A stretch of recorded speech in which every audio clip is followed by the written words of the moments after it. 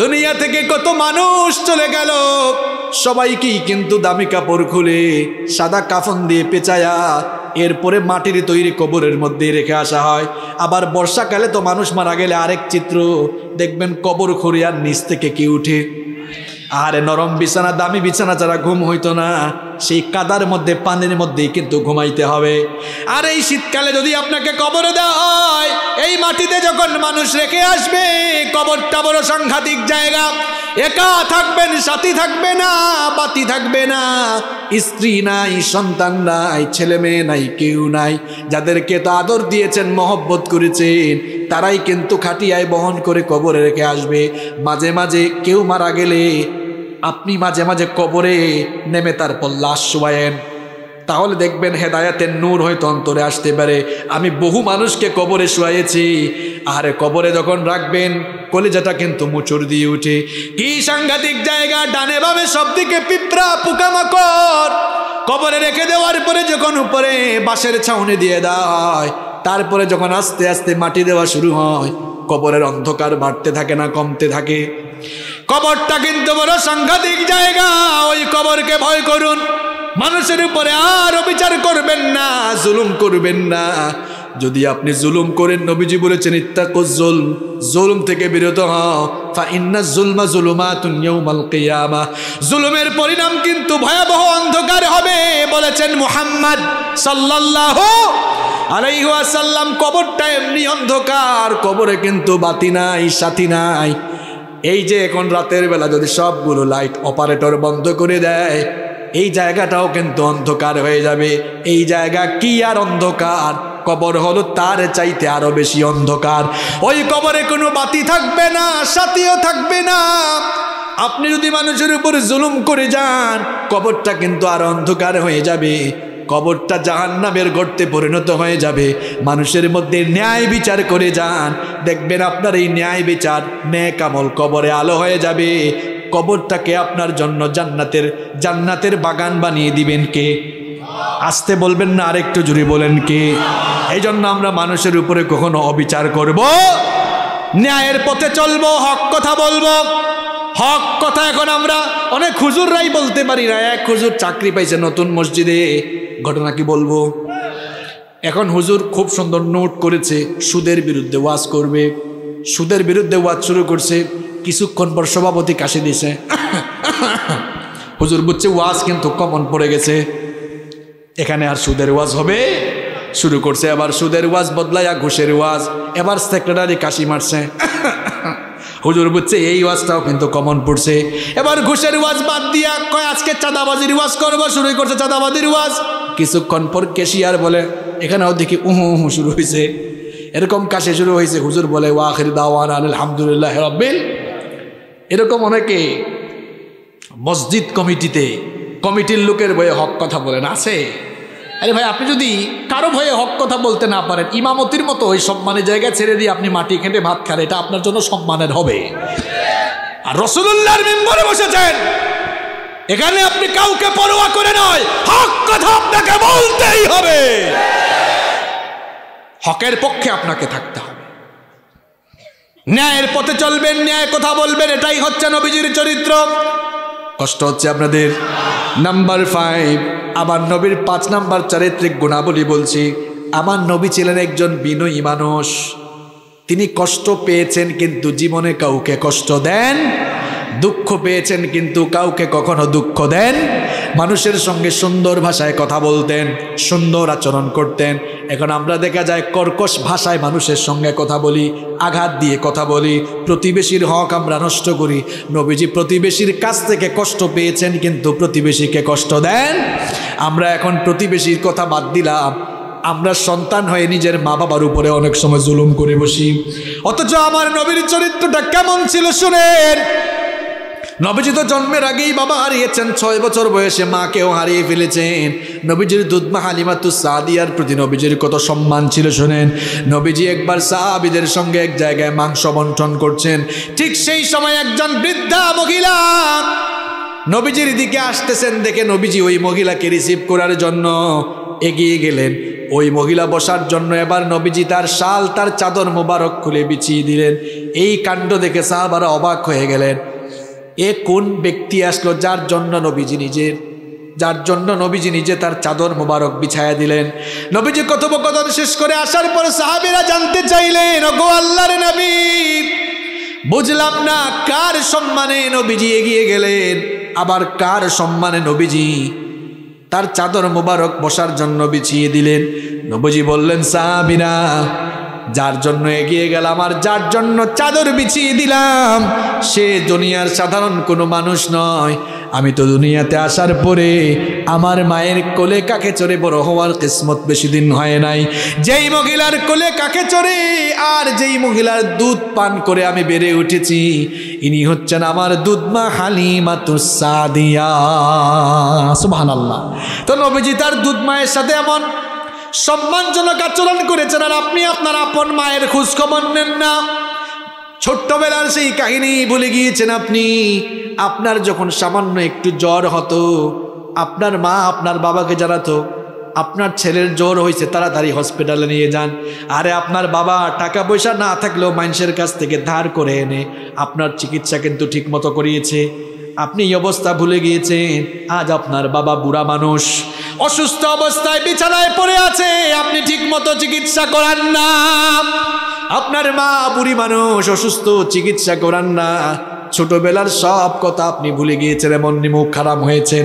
নবীজি বলেছেন, মা বাবার সঙ্গে খেদমত, মা বাবার সঙ্গে উত্তম আচরণ করো, তাদের খেদমত করো। মা বাবার সন্তুষ্টিতে আল্লাহ সন্তুষ্ট, মা বাবার অসন্তুষ্টিতে অসন্তুষ্ট কে? নবীজি বলেছেন, হুমা জান্নাতুকা হুমা নারুকা, এই মা বাবা তোমার জন্য জান্নাত, আবার মা বাবা তোমার জন্য জাহান্নাম। খবরদার আমার যুবক ভাইরা, মা বাবাকে কখনো কষ্ট দিও না। রাগ করে গলা মোটা করে চিরকি দিয়ে কথা বলো না, বরং আল্লাহ বলছেন, ওয়াকুল লাহুমা কওলান কারীমা, তোমার মা বাবার সাথে সম্মানজনক ভাষায়, ভদ্র ভাষায়, বিনয়ের সঙ্গে কথা বলো। আদেশটা কার? মা বাবার সঙ্গে ভাষা নরম করে, কণ্ঠ নরম করে কথা বলবেন। চোখ মোটা করে কথা বলবেন না, মাথা নিচু করে সুন্দর করে কথা বলবেন, ভদ্র ভাষায় কথা বলবেন। মা বাবার খেদমত করেন, রাতের বেলা বাবার মাথাটা টিপে দেন, বাবার মাথা টিপে টিপে তাকে ঘুম পাড়ান। এই বাবা এই মা কিন্তু ছোটবেলায় আপনার মাথায় হাত বোলায় বোলায় ঘুম পাড়িয়েছে। এখন বাবা বৃদ্ধ মানুষ, বুড়া মানুষ, হাত পাটা একটু টিপে দেন, মাথা টিপে দেন, ঘুম পাড়ান। মা বাবার কাপড় চোপড়গুলো মাঝে মাঝে ধুয়ে দেন, মাঝে মাঝে কেন পারলে রেগুলার ধুয়ে দেন। ছোটবেলা আপনার বাবা আর মায়ের কোলে আপনি কত প্রস্রাব পায়খানা করেছেন, কোনোদিন রাগ করছেন? তো এখন আপনি মা বাবা বুড়া হয়ে গিয়েছেন, তাদের কাপড় ধুয়ে দেন। এই যে এখন বাজার থেকে আসতেছেন, শীতের দিনে বাজারে কমলা আছে, কমলা কিনে আনেন, কমলা কিনে এনে ছিলে ছিলে মা বাবার পাশে বসে আদর করে করে খাওয়ায় দেন। দেখবেন মা বাবা খুশি হয়ে যদি একটা মুচকি হাসি দেয়, রে ভাই, আল্লাহর আরশ আপনার উপর খুশি হয়ে যাবে। মা বাবার খেদমত করুন, মা বাবার খেদমত করুন। ঘরের ভেতরে জান্নাত রেখে অন্য জায়গায় জান্নাত তালাশে যাওয়া লাগবে না। নবীজি বলেছেন, তোমার মায়ের পায়ের তলায় আমি তোমার জন্য জান্নাত রেখেছি। সুবহানাল্লাহ। মা বাবা হলো, যুবক ভাইরা শোনো, মা বাবা হলো তোমার জন্য সবচেয়ে বড় পীর। এর চাইতে বড় পীর তোমার জন্য আর নাই। তুমি যে পিসাবের কাছে মুরিদ হইছ, ওই পিসাবের দোয়া তোমার জন্য কবুল হইতেও পারে, নাও হইতে পারে, 50-50। কিন্তু তিনজন দোয়া করলে আল্লাহ ফিরাইয়া দেন না। এক নাম্বার হচ্ছে মুসাফির, মুসাফিরের দোয়া ফিরাইয়া দেন না কে? দুই নাম্বার হচ্ছে মজলুম, মজলুমের দোয়াও ফিরাইয়া দেন না কে?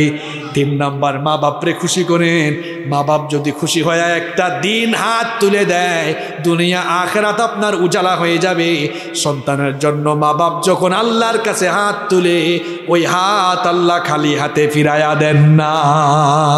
দুনিয়ায় সম্মান চান, আখিরাতে নাজাত চান, মা বাবার খেদমত করেন, মা বাবার খেদমত করেন, মা বাবার খেদমত করেন। তাদের চেয়ে বড় ওলি আপনার জন্য আর কেউ নাই, ঠিক কি না? পৃথিবীর যে কোনো দেশের, যে কোনো প্রান্তের, যে কোনো জায়গার মানুষই আপনি হন না কেন, নবীজিকে যদি আপনি ভালো না বাসেন, অনুসরণ অনুকরণ না করেন, নবীজিকে যদি আপনার জীবনে আপনি পরিপূর্ণভাবে মেনে না চলেন, দুনিয়াও যাবে, আখিরাতও যাবে।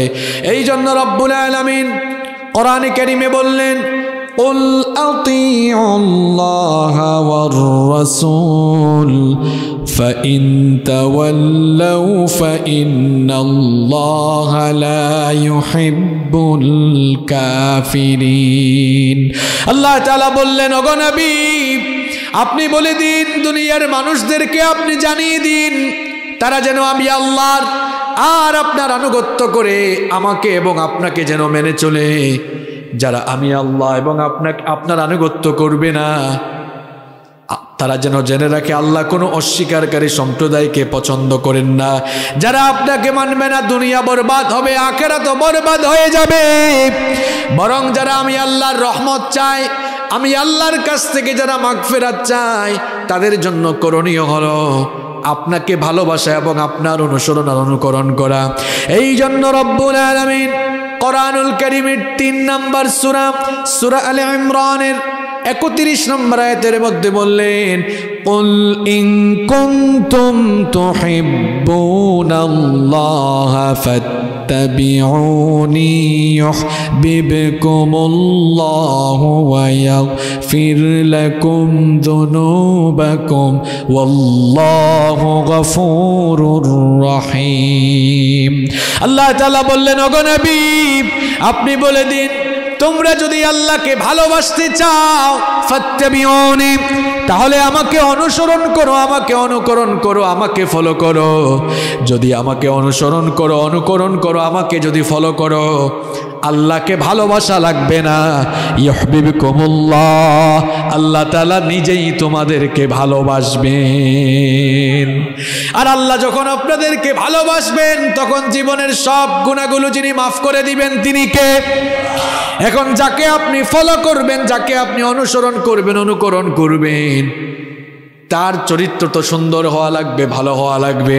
এখন নবীজির চরিত্রের ব্যাপারে আমরা প্রশংসা করা লাগবে না, নবীজির চরিত্রের ব্যাপারে আমার আপনার মন্তব্যের কোনো দরকার নেই, কারণ নবীজির চরিত্রের সার্টিফিকেট, নবীজির চারিত্রিক প্রশংসা যিনি করেছেন স্বয়ং তিনি কে? আমরা অনেক সময় মানুষকে চারিত্রিক সনদ দেই, কিন্তু দেখা যায় মাঝে মাঝে এমন কারবারও হয়, যেই লোক চারিত্রিক সনদ দেয় তার নিজের চরিত্রই ঠিক নাই। এরকম আছে না নাই? কিন্তু দেখেন নবীজিকে দুনিয়ার সাধারণ কোনো মানুষ চরিত্রের সার্টিফিকেট দেয় নাই, নবীজির চরিত্রের সার্টিফিকেট আরশে আজিম থেকে যিনি দিয়েছেন তিনি কে? কোরআনুল কারীমের 68 নম্বর সূরা, সূরাতুল কলামের 4 নম্বর আয়াতে রব্বুল আলামিন বললেন, ওয়া ইন্নাকা লাআলা খুলুকিন আযীম। আল্লাহ তাআলা বললেন, নিশ্চয়ই আপনি এক পুত পবিত্র সুমহান আদর্শের উপরে প্রতিষ্ঠিত। বলেন সুবহানাল্লাহ। এমন এক ক্যারেক্টার, এমন এক চরিত্র আমার নবীর, মানবীয় চরিত্রের এমন কোনো দিক বা বিভাগ নেই যেই দিক বা বিভাগের জন্য নবীজিকে ফলো করা যাবে না, এমন কোনো দিক বা বিভাগ নেই।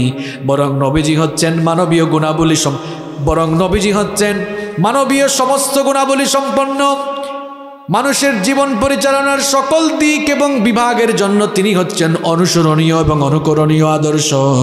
এই জন্য রব্বুল আলামিন কোরআনুল কারীমের 33 নম্বর সূরা, সূরাতুল আহজাবের 21 নম্বর আয়াতে বললেন, লাকাদ কানা লাকুম ফি রাসূলিল্লাহি উসওয়াতুন হাসানাতুন লিমান কানা ইয়ারজুল্লাহা ওয়াল ইয়াওমাল আখিরা ওয়া যাকারাল্লাহা কাসীরা।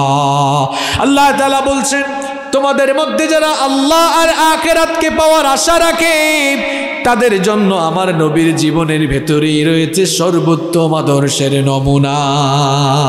সুবহানাল্লাহ। তিনি হচ্ছেন মানুষের সকল দিক এবং বিভাগের জন্য একমাত্র অনুসরণীয় এবং অনুকরণীয় আদর্শ। বলেন সুবহানাল্লাহ। নবী করিম সাল্লাল্লাহু আলাইহি ওয়াসাল্লামের জীবন সমুদ্র নিয়ে আলোচনা করে দুনিয়ার কোনো মানুষ শেষ করতে পারবে না।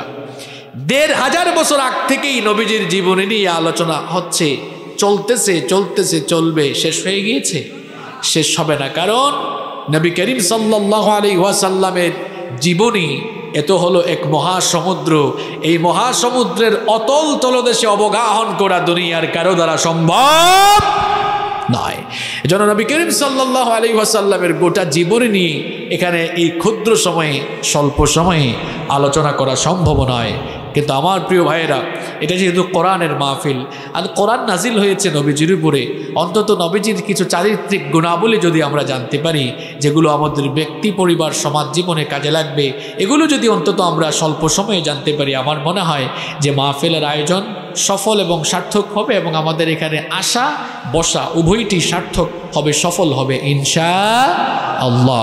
তাহলে আজ আমরা নবী করিম সাল্লাল্লাহু আলাইহি ওয়াসাল্লামের জীবন সমুদ্র থেকে তার চারিত্রিক মাধুর্যতা থেকে আমরা আজ মাত্র 10টি গুণাবলী, নবীজির 10টি চারিত্রিক গুণাবলীর ব্যাপারে জানব। এমন 10টি চারিত্রিক গুণাবলীর ব্যাপারে জানব, এমন সুন্দর সুন্দর 10টি চারিত্রিক গুণাবলী আপনাদের সামনে তুলে ধরব, যেগুলো আমাদের ব্যক্তি পরিবার এবং সমাজ জীবন সুন্দরকরণে, আমাদের ব্যক্তি পরিবার সমাজ এগুলোকে সুন্দর করে সাজাবার কাজে লাগবে ইনশাআল্লাহ। তাহলে আজকে আমরা নবীজির কয়টা চারিত্রিক গুণাবলী নিয়ে আলোচনা করব? একটু পুরুষ মানুষের মতো আওয়াজ দিয়ে বলেন, কয়টা? বলেন 10টা। আলোচনা কিন্তু শুরু হয়ে গিয়েছে, মনে রাখতে হবে আপনাদের, শেষ পর্যন্ত মুখস্থ করতে পারবেন তো পয়েন্টগুলো ইনশাআল্লাহ। ইনশাআল্লাহ শুরু হয়ে গেল। নাম্বার 1, 1 নাম্বার, আমার নবী ছিলেন সর্বশ্রেষ্ঠ লজ্জাশীল নবী। সুবহানাল্লাহ পড়েন। পৃথিবীতে বিশ্ব মানবতার হেদায়েতের জন্য যত নবী রাসূল রব্বুল আলামিন পাঠিয়েছেন, সমস্ত নবী এবং রাসূলকে আল্লাহ তাআলা লজ্জাশীল বানিয়েছেন। আর সবচাইতে বেশি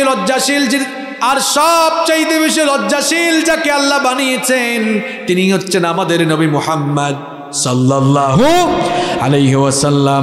আমাদের নবী কত লজ্জাশীল ছিলেন দেখেন। বুখারীর বর্ণনা, মুসলিম শরীফের বর্ণনা, আবু সাঈদ আল খুদরি রাদিয়াল্লাহু আনহু হাদিসটি বর্ণনা করেছেন।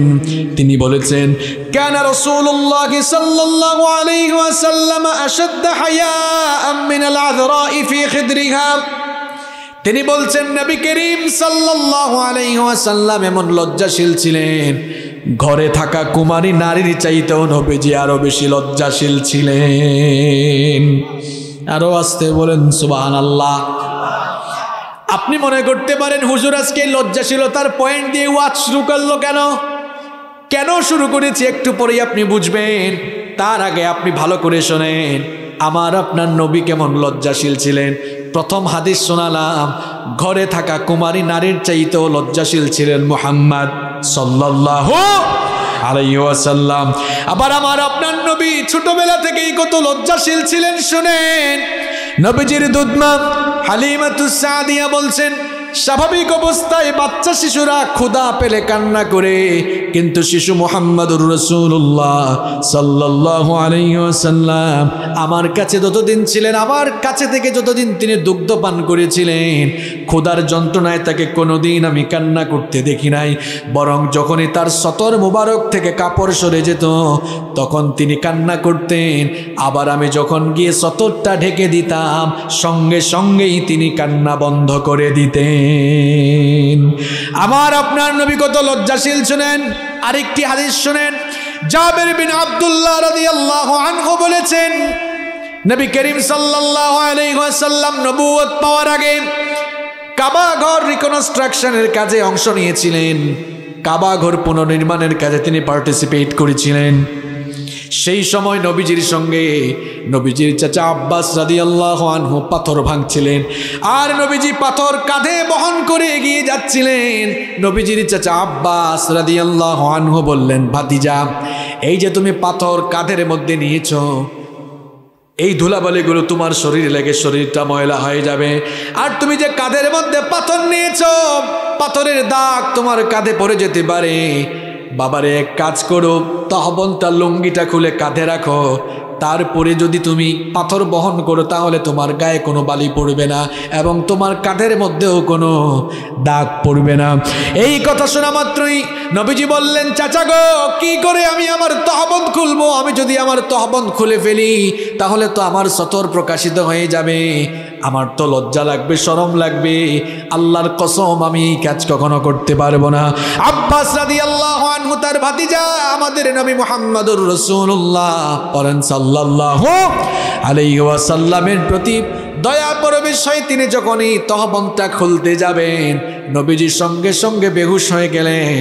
যখন তার হুঁশ ফিরে আসলো, হুঁশ ফেরা মাত্রই নবীজি বললেন আমার তহবন্দ কোথায়, তহবন্দ কোথায়? যখন দেখলেন তার তহবন্দ ঠিকঠাক আছে তখন তিনি স্থির থাকলেন। এই ছিল আমার আপনার নবীর লজ্জাশীলতা।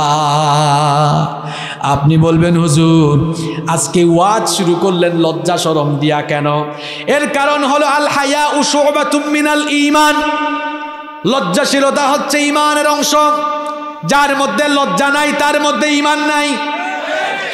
আমার আপনার নবী বিশ্ব নবী মুহাম্মদুর রাসূলুল্লাহ পড়েন সাল্লাল্লাহু আলাইহি ওয়াসাল্লাম, যেই নবী ছোট কাল থেকে লজ্জাশীল ছিলেন সেই নবীর উম্মতগুলো পুরুষ হোক নারী হোক হায়া শরম ছেড়ে দিয়ে আজ কেমন বেহায়া হয়েছে দেখেন। সেই নবীর উম্মতের পুরুষগুলো আজ কেমন বেহায়া হয়েছে দেখেন। সতর নামাইতে নামাইতে লুঙ্গি প্যান্ট পায়জামা নামাতে নামাতে টাকনুর নিচে জুতার নিচে নিয়ে ফেলেছে। অবশ্য এই কাজ কারবার কক্সবাজারে নাই। ভালো করে এই হাদিসটি শুনুন। নবীজি বলেছেন কিয়ামতের দিন ওই বান্দার দিকে আল্লাহ তাকাবেন না, তার সঙ্গে আল্লাহ কথা বলবেন না, তাকে জাহান্নামের আযাব থেকে মুক্তি দিবেন না, তাকে আল্লাহ পবিত্র করবেন না। চারটা কথা বলেছি, কান খাড়া করে শোনো। যুবক ভাইরা তোমরা ভালো করে আমার কথাগুলো শোনো। নবীজি বলেছেন কিয়ামতের দিন ওই লোকটার দিকে আল্লাহ তাকাবেন না, তার সঙ্গে আল্লাহ কথা বলবেন না, তাকে আল্লাহ পবিত্র করবেন না, তাকে আল্লাহ জাহান্নামের আগুন থেকে বাঁচাবেন না, রেহাই দিবেন না। সাহাবীরা বললেন নবী গো কার ব্যাপারে আপনি এমন ভয়ঙ্কর কথা বললেন? নবীজি বললেন যেই পুরুষ তার টাকনুর নিচে কাপড় ঝুলায়। এজন্য আমার বাবাদেরকে বলবো, আমার যুবক ভাইদেরকে বলবো, লুঙ্গি যখন আমরা পরবো, প্যান্ট যখন পরবো, পায়জামা যখন পরবো, টাকনুর উপরে পরবো নাকি আমরা নিচে পরবো? যুবকরা কই হুজুর টাকনুর উপরে উঠাবো কেমনে? দেখতে তো খ্যাত খ্যাত আনস্মার্ট লাগে। এই যে আমরা জুব্বা পরি, আমার জুব্বা কিন্তু টাকনুর উপরে, পায়জামাও কিন্তু টাকনুর উপরে। দেশ বিদেশে ঘুরি, কোনো মানুষ কখনো বলে না একটা আনস্মার্ট খ্যাত, কোনোদিনও বলে বলে বলে কেউ? মনে রাখবেন নবীর সুন্নাত মানার ভেতরে স্মার্টনেস আছে, ঠিক কিনা বলেন? এই জন্য আমার যুবক ভাইগুলোকে বলবো প্যান্টটা টাকনুর উপর উঠায় পড়ো, লুঙ্গিটা টাকনুর উপরে উঠাও, পায়জামাটা টাকনুর উপরে উঠাও। আর যুবকগুলো হায়া চরম কেমনে ছেড়ে দিল দেখেন। যুবকগুলো দেখা যায় কেউ কেউ তো আছে জুতার নিচে কাপড় একেবারে নিয়ে গিয়েছে, কেউ আবার উঠাইতে উঠাইতে এরপরে হাঁটুর উপর উঠাই ফেলছে, হাফ প্যান্ট পরে হাঁটে।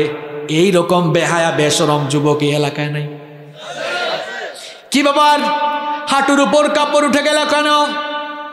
আমার যুবক ভাইদেরকে বলবো আমার আপনার নবী এমন ছিলেন না। হায়া শরম একটু নিজের মধ্যে পয়দা করো, নিজের কাপড় চোপড় ঠিকঠাক করো, কারণ আল হায়াউ শুবাতুম মিনাল ঈমান। লজ্জাশীলতা ঈমানের অংশ। লজ্জা শরম ছেড়ে দিও না। লজ্জা শরম ছেড়ে দিয়ে এখন তো মেয়েদের পেছনে পেছনে ঘোরো। মেয়েদের পেছনে পেছনে ঘোরা এটা ইসলামের তরিকা নয়, নবীদের তরিকা নয়। ঘটনাটা একটা মনে পড়ছে, আমি কি বলবো, সব নবীরাই লজ্জাশীল ছিলেন। তুমি যে এখন মেয়েদের পেছনে পেছনে ঘোরো। এবার শোনো, খুব সুন্দর একটা ঘটনা যুবক তোমাকে শোনাই। মুসা নবীর নাম আমরা জানি কি জানি না? এটা নরম নবী না গরম নবী? ফেরাউনের বংশের একটাকে এক থাপ্পড় দিয়ে দুনিয়া থেকে বিদায় করে দিলেন। এখন ফেরাউন যখন মুসা আলাইহিস সালামকে ধরার জন্য অর্ডার দিল, আল্লাহ তাআলা মুসা আলাইহিস সালামকে বললেন ও মুসা মিশর থেকে তুমি এখন হিজরত করো। সাইয়েদনা মুসা আলাইহিস সালাম মিশর থেকে হিজরত শুরু করলেন। দৌড়াতে দৌড়াতে পথ চলতে চলতে তিনি মাদায়েনের একটা কুয়ার কাছে চলে গেলেন। শুনতেছেন আপনারা? মাদায়েনের একটা কুয়ার কাছে গেলেন। মাদায়েনের কুয়ার কাছে গিয়ে দেখলেন কিছু লোক তাদের পশুকে পানি পান করাচ্ছে, আর অদূরে দুইটা নারী দুইটা মেয়ে পশুর পাল নিয়ে তারা অসহায়ের মতো দাঁড়িয়ে আছে। এদেরকে দেখে তার মনে দয়া হলো, গিয়ে বললেন, সবাই তো দেখি পশুকে পানি পান করায়, তোমরা এখানে দাঁড়িয়ে আছো কেন? তারা বলল, আমাদের গায়ে তো এত শক্তি নাই, এত ভিড় ঠেলে আমাদের পশুগুলোকে আমরা পানি পান করাতে পারি না। এই জন্য এরা যখন পশুগুলোকে পানি পান করিয়ে চলে যায়, আমরা তারপরে সবার শেষে গিয়ে আমাদের পশুগুলোকে পানি পান করাই। সাইয়েদনা মূসা আলাইহিস সালাম মনে মনে চিন্তা করলেন, দুইটা মেয়ে যদি তারা তাড়াতাড়ি তাদের পশুগুলোকে পানি পান করাতে পারে, তাড়াতাড়ি তারা বাড়ি যেতে পারবে। তিনি বললেন, অসুবিধা নাই, তোমরা দাঁড়াও, আমি তোমাদেরকে সহযোগিতা করছি। মূসা নবীর গায়ে শক্তি কম না বেশি? কেমন শক্তি আপনি বুঝেন না, এক থাপ্পড়েই শেষ। ওই নবী আবার সবাইকে ঠেলে এবার পশুর পালকে পানি পান করালেন। এবার ওই দুই মেয়ে তাড়াতাড়ি বাড়ি ফিরে গেল। দুই মেয়েও ছিল শুআইব আলাইহিস সালাম, তিনিও পয়গাম্বর। শুআইব আলাইহিস সালামের দুই মেয়ে। শুআইব আলাইহিস সালাম বয়সের ভারে নজ্জ হয়ে গিয়েছিলেন। জিজ্ঞেস করলেন, কি ব্যাপার মেয়েরা, প্রত্যেক দিন তো বাড়িতে দেরি করে আসো, আজ কেন এত তাড়াতাড়ি ফিরলে? মেয়েরা ঘটনা শোনারা বলল, এক যুবক কোন জায়গা থেকে জানিয়ে আসছে, আমাদেরকে সহযোগিতা করেছে। যুবকটা বড়, এই যুবকটা আমাদেরকে সহযোগিতা করার কারণে আজকে তাড়াতাড়ি বাড়িতে ফিরতে পেরেছি। শুআইব আলাইহিস সালাম মেয়েদেরকে বললেন, যেহেতু সে তোমাদেরকে সহযোগিতা করেছে, তাকে ডেকে নিয়ে আসো, আমি তাকে পুরস্কৃত করতে চাই। এবার এক মেয়ে চলে গেল। শুআইব আলাইহিস সালামের কথা অনুযায়ী মেয়ে চলে গেল, গিয়ে দেখলো মূসা আলাইহিস সালাম একটি গাছের নিচে বিশ্রাম করছেন। মেয়ে গিয়ে বলল, আমাদের বাবা আপনাকে ডেকেছেন, তিনি আপনাকে পুরস্কৃত করতে চান। মূসা আলাইহিস সালাম এবার বললেন, ঠিক আছে আমি যাব, তবে তুমি আমার সামনে হাঁটবা না। যুবক ভালো করে শোনো, মূসা নবী বললেন, তুমি আমার সামনে হাঁটবা না, পেছনে হাঁটো। কারণ একজন যুবকের সামনে মেয়ে হাঁটলে, বলেন তো দেখি, মেয়ের প্রতি যুবকের আসক্তি কাজ করতে পারে কিনা? এজন্য মূসা নবী দেখেন নবীদের চরিত্র কত পুত পবিত্র, কত সুন্দর। মূসা নবী বললেন, তুমি পেছনে হাঁটো, পেছন থেকে আমাকে রাস্তা বলে দাও, আমি হাঁটতে থাকবো, তুমি আমার পেছনে পেছনে হাঁটবা। মূসা আলাইহিস সালাম এবার শুআইব আলাইহিস সালামের বাড়িতে চলে গেলেন। শুআইব আলাইহিস সালাম মেহমানদারি করলেন। এমন সময় মেয়েরা বলল, আব্বু, বাবা, আমাদের ঘরে তো কোনো কর্মচারী নাই, এই লোকটাকে কর্মচারী হিসাবে রাখতে পারেন, কারণ এই লোকটা শক্তিশালী এবং আমানতদার। শুআইব আলাইহিস সালাম তিনিও তো নবী, বুদ্ধিমান এবং বিচক্ষণ নবী। তিনি এবার মেয়েদেরকে বলেন, এই যুবক যে শক্তিশালী এবং আমানতদার, এটা তোমরা জানো কেমনে? তখন মেয়েরা বলল, আমানতদার এটা বুঝেছি এইভাবে, যখন তাকে ডেকে আনতে গিয়েছি তখন আমাদেরকে বলেছে, পেছনে হাঁটো, সামনে যেও না। এমন চরিত্র, এটা কোনো সাধারণ মানুষের চরিত্র হতে পারে না। নিঃসন্দেহে এটা অত্যন্ত আমানতদার লোক। আর শক্তিশালী এই জন্য বলেছি, যেই কুয়া থেকে পানি উঠাতে কয়েকজন যুবকের দরকার হয়, এই লোকটা দেখেছি ওই কুয়ার সেই বালতিটা একা টেনে তুলেছে, কুয়ার উপরের ঢাকনাটাও একা ধাক্কা দিয়ে সরিয়ে দিয়েছে। শক্তি কম না বেশি? আর একটু জোরে বলেন, শক্তি কম না বেশি? মূসা আলাইহিস সালামকে এবার শুআইব আলাইহিস সালাম বললেন, ঠিক আছে, আমার বাড়িতেই থাকো, আমার বাড়িতেই থাকো। আর আমানতদারিতা দেখে তিনি এবার তার মেয়েকে তার কাছে বিয়েরও প্রস্তাব দিয়ে দিলেন। সুবহানাল্লাহ পড়েন। ঘটনা কেন শোনালাম? শোনাবার উদ্দেশ্য হলো, যুবক দেখো, মেয়েদের পেছনে পেছনে যে হাঁটো, এটা ইসলামের তরিকা? মেয়েদেরকে রাস্তায় নিরাপদে চলতে দাও, সামর্থ্য থাকলে তাড়াতাড়ি বিয়ে করে ফেলো, নিজের চরিত্র নষ্ট করো না, নিজের ক্যারিয়ারটাকে ধ্বংসের দিকে ঠেলে দিও না, নিজের চরিত্র গঠন করো সাইয়েদনা ইউসুফ আলাইহিস সালামের মতো, যাকে আল্লাহ তাআলা এই দুনিয়ার অর্ধেক রূপ সৌন্দর্য দিয়েছিলেন, যাকে দেখে মিশরের সেই যুগের সুন্দরী নারীরা ফল কাটতে গিয়ে নিজেদের আঙ্গুলগুলো কেটে ফেলে দিয়েছিল। আল্লাহু আকবার। তিনি যে ঘরে থাকতেন, সেই ঘরের মহিলা জুলাইখা ইউসুফ আলাইহিস সালামকে দিনের পর দিন তার চোখের সামনে দেখে তার প্রতি আসক্ত বেড়ে গেল। আসক্তি বেড়ে যাওয়ার পর একদিন তার দাসীর মাধ্যমে নির্জনে একেবারে খাস কামরায় আমন্ত্রণ জানালো। আমন্ত্রণ জানিয়ে সাইয়েদনা ইউসুফ আলাইহিস সালামকে কুপ্রস্তাব দিল। সাইয়েদনা ইউসুফ আলাইহিস সালাম সেই কুপ্রস্তাব রিজেক্ট করলেন। প্রত্যাখ্যান করে তিনি তখন কেবলমাত্র আল্লাহকে ভয় করে আল্লাহর নাম নিয়ে তালাবদ্ধ দরজার দিকে যখন দৌড় দিলেন, আল্লাহ তাআলা তার উপর খুশি হয়ে গিয়ে তালাবদ্ধ সবগুলো দরজা খুলে দিলেন। এজন্য যুবক ভাইয়েরা চরিত্র হওয়া লাগবে এমন, সামনে দিয়ে মেয়েরা হেঁটে যাবে, আমরা আমাদের চক্ষুকে নিম্নগামী করে দিব, তখন কার ভয়ে? আসতে বললে হবে না, জোরে বলতে হবে, কার ভয়ে? এই বয়সে যদি নিজের চরিত্রের হেফাজত করতে পারে যুবক, বুখারীর হাদিস শোনাচ্ছি, নবীজি বলেছেন মাইয়াতমাল্লি মা বাইনা লাহিয়াইহি ওয়া রিজলাইহি আতমানু লাহুল জান্নাহ। নবীজি বলেছেন যেই ব্যক্তি তার দু চুয়ালের মধ্যবর্তী জায়গা অর্থাৎ জিহবা এবং দু উরুর মধ্যবর্তী জায়গা অর্থাৎ লজ্জাস্থান, যেই ব্যক্তি তার লজ্জাস্থানের সতীত্বের অর্থাৎ চরিত্রের জিম্মাদারি গ্রহণ করবে, নবীজি বলেছেন কাল কিয়ামতের দিন আমি তার জন্য নিজেই জান্নাতের জিম্মাদার হয়ে যাব। এই জন্য লজ্জাশীলতাকে নিজের সঙ্গী বানাতে হবে, লজ্জাশীল হয়ে দুনিয়ায় চলতে হবে। রাজি আছেন? মহিলা প্যান্ডেলে তো মনে হয় আছে না? আমার মা বোনরাও আজ হায়া শরম ছেড়ে দিয়া বুরখা ছেড়ে দিয়েছে। বুরখা ছেড়ে দিয়া দেখা যাচ্ছে খালি, এবার দেখা যাচ্ছে বুরখা ছাড়া ঘর থেকে বের হয়েছে। পর্দার এই বিধানটা মোল্লার না আল্লাহর? আসতে বললে হবে না, পর্দার বিধানটা মোল্লার দেওয়া না আল্লাহর দেওয়া। আল্লাহ বলেছেন নারীরা বোরখা পরিধান করে এমন একটা ওড়না গায়ে দিবে যা তার চেহারাকে আবৃত করে দিয়ে বক্ষদেশ পর্যন্ত আবৃত করে দিবে। এই বিধানটা কার? কিন্তু নারীরা এখন বোরখা ছেড়ে দিয়েছে। আবার কেউ কেউ বোরখা পরিধান করলেও টাইট ফিট বোরখা, আকর্ষণীয় বিভিন্ন কালারের বোরখা পরে আছে না নাই? এখন বোরখার বিধান, পর্দার বিধান হয়েছে সৌন্দর্য ঢেকে রাখার জন্য। বোরখাই যদি সৌন্দর্যের কারণ বা অ্যাট্রাকশনের কারণ হয়ে দাঁড়ায়, এই বোরখা আর পরার কি দরকার? আপনারাও তো অনেক সময় আপনাদের ঘরের বউকে, মা বোনকে পর্দা করান না, বোরখা পরান না, আছে না নাই?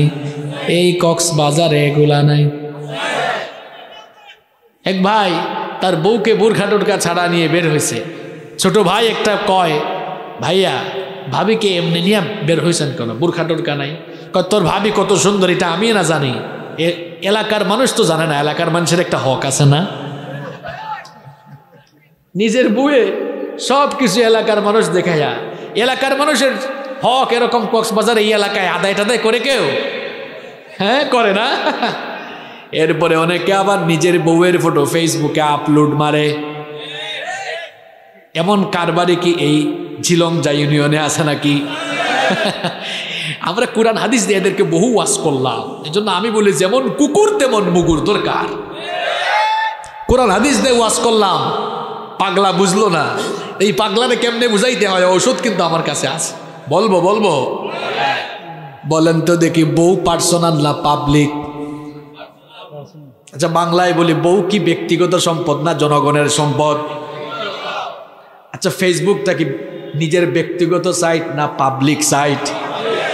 তো নিজের পার্সোনাল জিনিসটাকে পাবলিক সাইটে আপলোড দেয় তারা, নিজের বউকে জনগণের সম্পদ বানাইছে যারা। বেহায়া, বেশরম, নির্লজ্জ কোথাকার, আত্মসম্মান বোধ আর পার্সোনালিটি বলতে তার মাঝে কিছুই নাই। ফেসবুকে আপলোড দিয়েছে বউয়ের পিক, মানুষে কমেন্ট করে ওয়াও, ভাবিকে হ্যাপি লাগতেছে। এ কমেন্টের রিপ্লাইও আরে গাধা কয় থ্যাংক ইউ। আরেকজন কয় ওয়াও, ভাবিকে জোশ লাগতেছে। এ গাধা, কার জোশ কে খায় রে? এরকম আছে?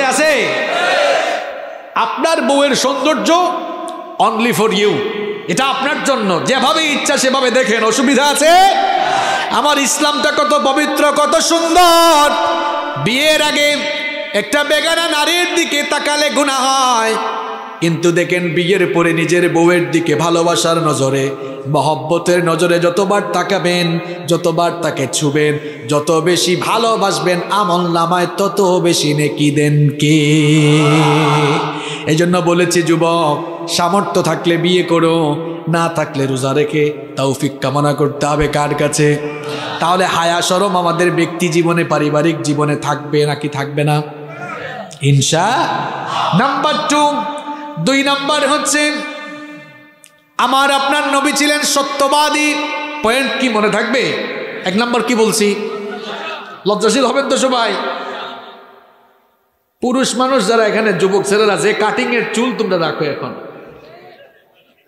চুল রাখতে রাখতে আবার মহিলার মতো বানাইছে, পেছন থেকে বোঝাও যায় না এটা আপু না ভাইয়া, সামনে আসলে বোঝা যায়। আছে এরকম?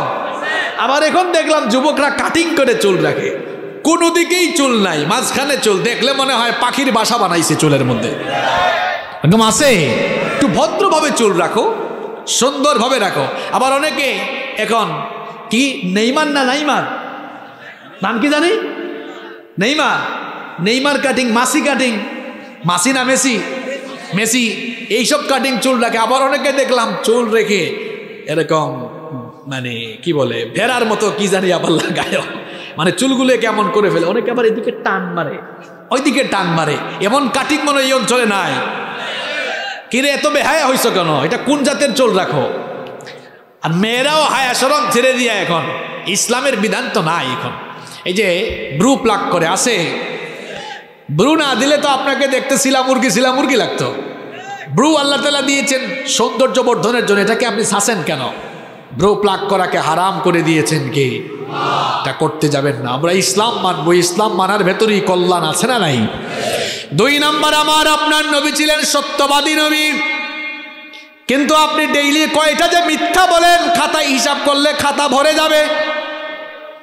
কিন্তু আমার আপনার নবী এমন নবী ছিলেন, খুব মন দিয়ে আমার কথা শোনেন, 63 বছরের জীবনে নবীর জবান থেকে একটা মিথ্যা কথা বের হয় না। আমরা এখন সারাদিন মিথ্যা বলি, কম না বেশি? খুব ভালো মানুষ আপনারা স্বীকারও করছেন।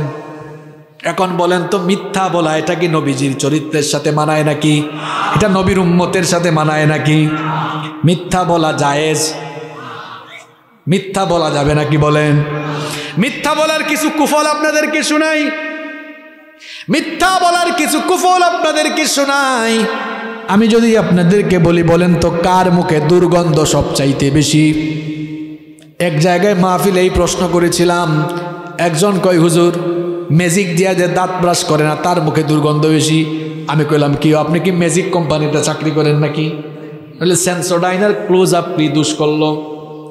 তা আমরা মনে করি যে দাঁত ব্রাশ করে না তার মুখে দুর্গন্ধ বেশি। আর নবীজি বলেছেন, কেউ যখন মিথ্যা বলে তার মিথ্যা কথার দুর্গন্ধে রহমতের ফেরেশতা তার দৃষ্টি সীমানার বাইরে চলে যায়। তাহলে বলেন তো দেখি, মিথ্যা বললে যেহেতু রহমতের ফেরেশতা সাথে থাকে না, তাহলে তখন সঙ্গী হয় কে? বুঝে শুনে বলেন, সঙ্গী হয় কে? তাহলে মিথ্যা বলে যারা শয়তানের ফ্রেন্ড, তারা, কথা কি ভুল বলছি?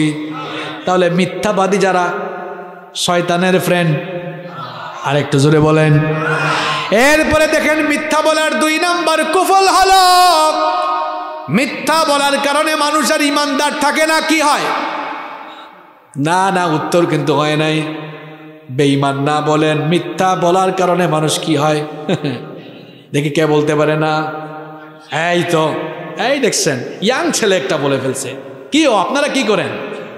মিথ্যা বললে মানুষ কিন্তু খুব সাংঘাতিক একটা ডেজিগনেশন পেয়ে যায়, যেই ডেজিগনেশনের নাম হচ্ছে মুনাফিক। আপনি বলবেন হুজুর মুনাফিক হইলে আর কি? মুনাফিকটা কি জিনিস আপনি আগে বুঝেন। দুনিয়ায় 800 কোটির বেশি মানুষ আছে। আল্লাহর কোরআন পৃথিবীর সব মানুষকে 4 ভাগে ভাগ করছে। জোরে বলেন কয় ভাগ? 1 নম্বর মুমিন, 2 নম্বর মুশরিক, 3 নম্বর মুলহিদ মানে নাস্তিক, 4 নম্বর হলো মুনাফিক। মনে আছে আপনাদের? 1 নম্বর মুমিন। প্রশ্ন হলো মুমিন কারা? ঈমান এনেছে যারা জান্নাতে যাবে, তাহলে মুমিন যারা জান্নাতে যাবে। 2 নম্বর মুশরিক। মুশরিক কারা? আল্লাহর সঙ্গে শিরক করে যারা জাহান্নামে যাবে, তাহলে 2 নম্বর মুশরিক যারা জাহান্নামে যাবে। 3 নম্বর মুলহিদ মানে কি বলছিলাম? নাস্তিক। নাস্তিক যেগুলো গেল মাইন্সের জাত না, এগুলো মাইন্সের কোনো জাত। আপনি বলুন হুজুর এটা কেমন কথা বললেন? এটা আমি বলি নাই তো, এরা যে মাইন্সের জাত না এটা আল্লাহই বলেছেন। আল্লাহ বলেছেন উলাইকা কাল আনআম, এরা পশুর জাত। আল্লাহ বলছেন না, এরা আরো খারাপ, বালহুম আবাল, এর চাইতেও আরো নিকৃষ্ট। নাস্তিক কারা? স্রষ্টায় বিশ্বাস করে না, তারা কয় দেয়ার ইজ নো গড, স্রষ্টা বলতে কেউ। তারা যদি বলেন এই কথা বললি কেন, কয় থাকলে তো দেখতাম, আনসিন ইজ নাথিং, যা দেখা যায় না তা বিশ্বাস করা যায় না। ওই যে বললাম, যেমন কুকুর তেমন কি দরকার, মুগুর দরকার। তারাই বলবেন এই তোর বাপ তোরে জন্ম দিয়েছে, এটা তুই দেখছ? হয়েছে নি প্রশ্ন? তোর বাপ তোরে জন্ম দিয়েছে, এটা তুই দেখছ? নিজের চোখে দেখছ? নিশ্চয়ই বলবে না। তো তোর দাবি যা দেখা যায় না তা যদি বিশ্বাস করা না যায়, তোর বাপ তোরে জন্ম দিয়েছে এটা তুই যেহেতু দেখোস নাই, তুই মনে হয় একটা বেজন্মার যাত্রী। আর এরকম বেজন্মার জাত যারা, অমানুষের জাত যারা স্রষ্টায় বিশ্বাস করে না, তারা নাস্তিক যারা জাহান্নামে যাবে। আমি বলেছিলাম কোরআনের ভাষায় মানুষ কয় প্রকার? এক নাম্বার, আপনাদেরকে বলা লাগবে, এক নাম্বার মুমিন যারা জান্নাতে যাবে তারা। দুই নাম্বার মুশরিক যারা, কোথায় যাবে তারা? এদেরকে জাহান্নামী আমরা বানাইছি না, আল্লাহ বানিয়েছেন। তিন নাম্বার নাস্তিক যারা। চার নাম্বার বাকি রইল কোনটা? এবার বলেন মুনাফিক যারা। হ্যাঁ, না না, উত্তর কিন্তু হয় নাই। এই জন্য বলছি হুজুর, মিথ্যা বলে মুনাফিক হইলে আর কি আছে, কি হবে? এই বুঝেন কি হবে? বলেন মুনাফিক যারা কোথায় যাবে তারা? না না, হয় নাই। ইয়েস, এই যে কে বলছে এটা? হাত তোলেন একটু। বাপ রে বাপ, কি সুন্দর চেহারা, মাশাআল্লাহ মাশাআল্লাহ। দেখছেন, উত্তর সঠিক দিয়েছে। মুনাফিক যারা জাহান্নামে নয়, জাহান্নামের তলায় যাবে তারা। আপনাকে ঠিকঠাক একুরেট করে বলতে হবে, সলিড কথা বলতে হবে। মুনাফিক কিন্তু কাফেরের চেয়ে আরো নিকৃষ্ট, আরো খারাপ। পৃথিবীর কয়েকটা কুখ্যাত কাফেরের নাম আমরা জানি, যেমন নমরুদ, ফেরাউন, আবু জাহাল, আবু লাহাব, উতবা, শাইবা, হামান, শাদ্দাদ, কারুন। কুখ্যাত না বিখ্যাত কাফের? আর একটু জোরে বলেন। এই কুখ্যাত কাফের গুলো যাবে জাহান্নামের উপরের তলায়, আর মুনাফিক যারা এই মুনাফিক গুলো যাবে জাহান্নামের নিচের তলায়। কথাটা মোল্লার না আল্লাহর? আল্লাহ বলেছেন ইন্নাল মুনাফিকিনা ফিদ দারকিল আসফালি মিনান নার। নিশ্চয়ই মুনাফিকরা জাহান্নামের তলায় থাকবে, আর কাফেরগুলো জাহান্নামের উপরে থাকবে। যদি বুঝে থাকেন বলেন তো দেখে, তুলনামূলকভাবে কাফেরের চেয়ে মুনাফিক ভালো না খারাপ? আরো জোরে বলেন, ভালো না খারাপ? মুনাফিকগুলোকে কিন্তু চেনাও যায় না। কেউ যদি কই হুজুর, ও হুজুর হিন্দু দেখবো, কোথায় যাব? আমি বলবো ভারতে একটা সফর দিয়া দেখেন, ডানে বামে চতুর্দিকে হিন্দু পাবেন, কোটি কোটি হিন্দু সেখানে আছে না নাই? কেউ দেখতে চায়, আমি বলবো মিয়ানমারে যান, চীনে যান। কেউ যদি কই হুজুর খ্রিস্টান দেখবো, আমি বলবো আমেরিকা, ইংল্যান্ডে যান। কেউ যদি বলে হুজুর ইহুদি দেখবো, বলবো ইসরায়েলে যান। কেউ যদি কয় হুজুর মুনাফিক দেখতাম, কই যাইতাম? না না, উত্তর কিন্তু অ্যাকুরেট করে দেওয়া লাগবে। উত্তর হলো, যেই সমাজে যেই জায়গায় মুসলমান আছে, সেই সমাজে মুসলমানের বেশে মুনাফিক লুকায়া আছে। মুনাফিক কিন্তু এই প্যান্ডেলের ভিতরও থাকতে পারে। মুনাফিক কিন্তু চেনা যায় না, টুপিও লাগায়, দাড়িও রাখে, জুব্বা পরে, পাঞ্জাবি পরে, সুযোগ পাইলে ইসলাম আবার জবাই করে। মুনাফিক কিন্তু দাড়ি রাখে, টুপি পরে, ইসলামের পক্ষে কথা বলে, আবার মাহফিল বন্ধের জন্য চেষ্টাও করে। মুনাফিক যেই দিকে বৃষ্টি ওই দিকে ছাতা ধরে। এই মুনাফিক বৃষ্টি যেদিকে ছাতাও ধরে সেই দিকে, এই দিকে থাকে ওই দিকেও থাকে। এইটা ইমানদার না মুনাফিক? মুনাফিক চেনা কিন্তু বড় মুশকিল। দিনের বেলা দেখবেন মাদক বিরোধী সমাবেশের প্রধান অতিথি, রাতের বেলা আবার দেখবেন মাদক কারবারিদের সঙ্গে বাঘ বসাবার চেয়ারপারসন, সভাপতি। এটারে আপনি কেমনে চিনবেন? হে, এদিকেও থাকে ওইদিকেও। এখন মুনাফিক কিন্তু চেনা যায় না। মুনাফিক আপনি চিনবেন কেমনে? কপালে সাইনবোর্ড নাই, পিঠেও সাইনবোর্ড নাই। স্কুল কলেজে তো ড্রেস কোড আছে, ওই স্কুলের ড্রেস একটা, এই স্কুলের ড্রেস আরেকটা। মুনাফিকের কিন্তু আলাদা কোনো ড্রেসও। তারে আপনি চিনবেন কেমনে? নবীজি বলেছেন মুনাফিকের কিছু খাসলত আছে, খাসলত দেখে তাকে চেনো। নবীজি বলেছেন তার মধ্যে তার একটা খাসলত হলো ইদা হাদ্দাথা কাযাবা, যখন সে কথা বলে কথায় কথায় আরো জোরে বলতে হবে, কথায় কথায়। তাইলে আমি বলছিলাম মিথ্যা বলার কুফল কয়টা? ভুলে গেলে চলবে? কি লাইনের আলোচনা! মিথ্যা বলার কুফল হলো, আরে ভাই আঙ্গুল থেকে বলেন কয়টা? আরো জোরে। 1 নাম্বার বলেছি মিথ্যা বলে যারা শয়তানের ফ্রেন্ড। 2 নাম্বার মিথ্যা বলে যারা মুনাফিক হয়ে যায়। আপনি বলবেন হুজুর মুনাফিক হইলে কি হয়েছে? কি হয়েছে শুনেন, আপনার চেয়ে নমরুদ ভালো, আপনার চেয়ে ফেরাউন ভালো, কারণ সে তো জাহান্নামের উপরে, আর আপনি যদি মুনাফিক হয়ে মারা যান জাহান্নামের নিচে যাবেন। করোনা ভাইরাস এটার চেয়ে মারাত্মক ভাইরাস হলো মুনাফিকি ভাইরাস। আপনি বলবেন হুজুর এই কথা বললেন কেন? আপনারা বলেন তো দেখি, করোনা ভাইরাসে আক্রান্ত হয়ে মারা গেলে কেউ জাহান্নামে যাবে এমন কথা কোরআন হাদিসের কোথাও আছে নাকি? কিন্তু মুনাফিকি ভাইরাসটা করোনা ভাইরাসের চাইতে আরো মারাত্মক ভাইরাস।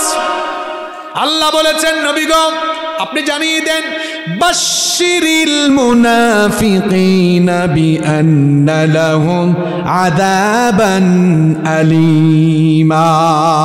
নবীজি বলেছেন, আল্লাহ বলেছেন নবী গো মুনাফিকি ভাইরাস নিয়ে আক্রান্ত হয়ে মারা যায় যারা, জাহান্নামের সুসংবাদ পাবে তারা, এদেরকে জাহান্নামের সুসংবাদ দেন। তাহলে বলেন তো মিথ্যা বললে মানুষ কি হয়? আরো জোরে, আরো জোরে। আজকাল কি আর মিথ্যা বলবেন নাকি? মিথ্যা আপনারা বলেননি।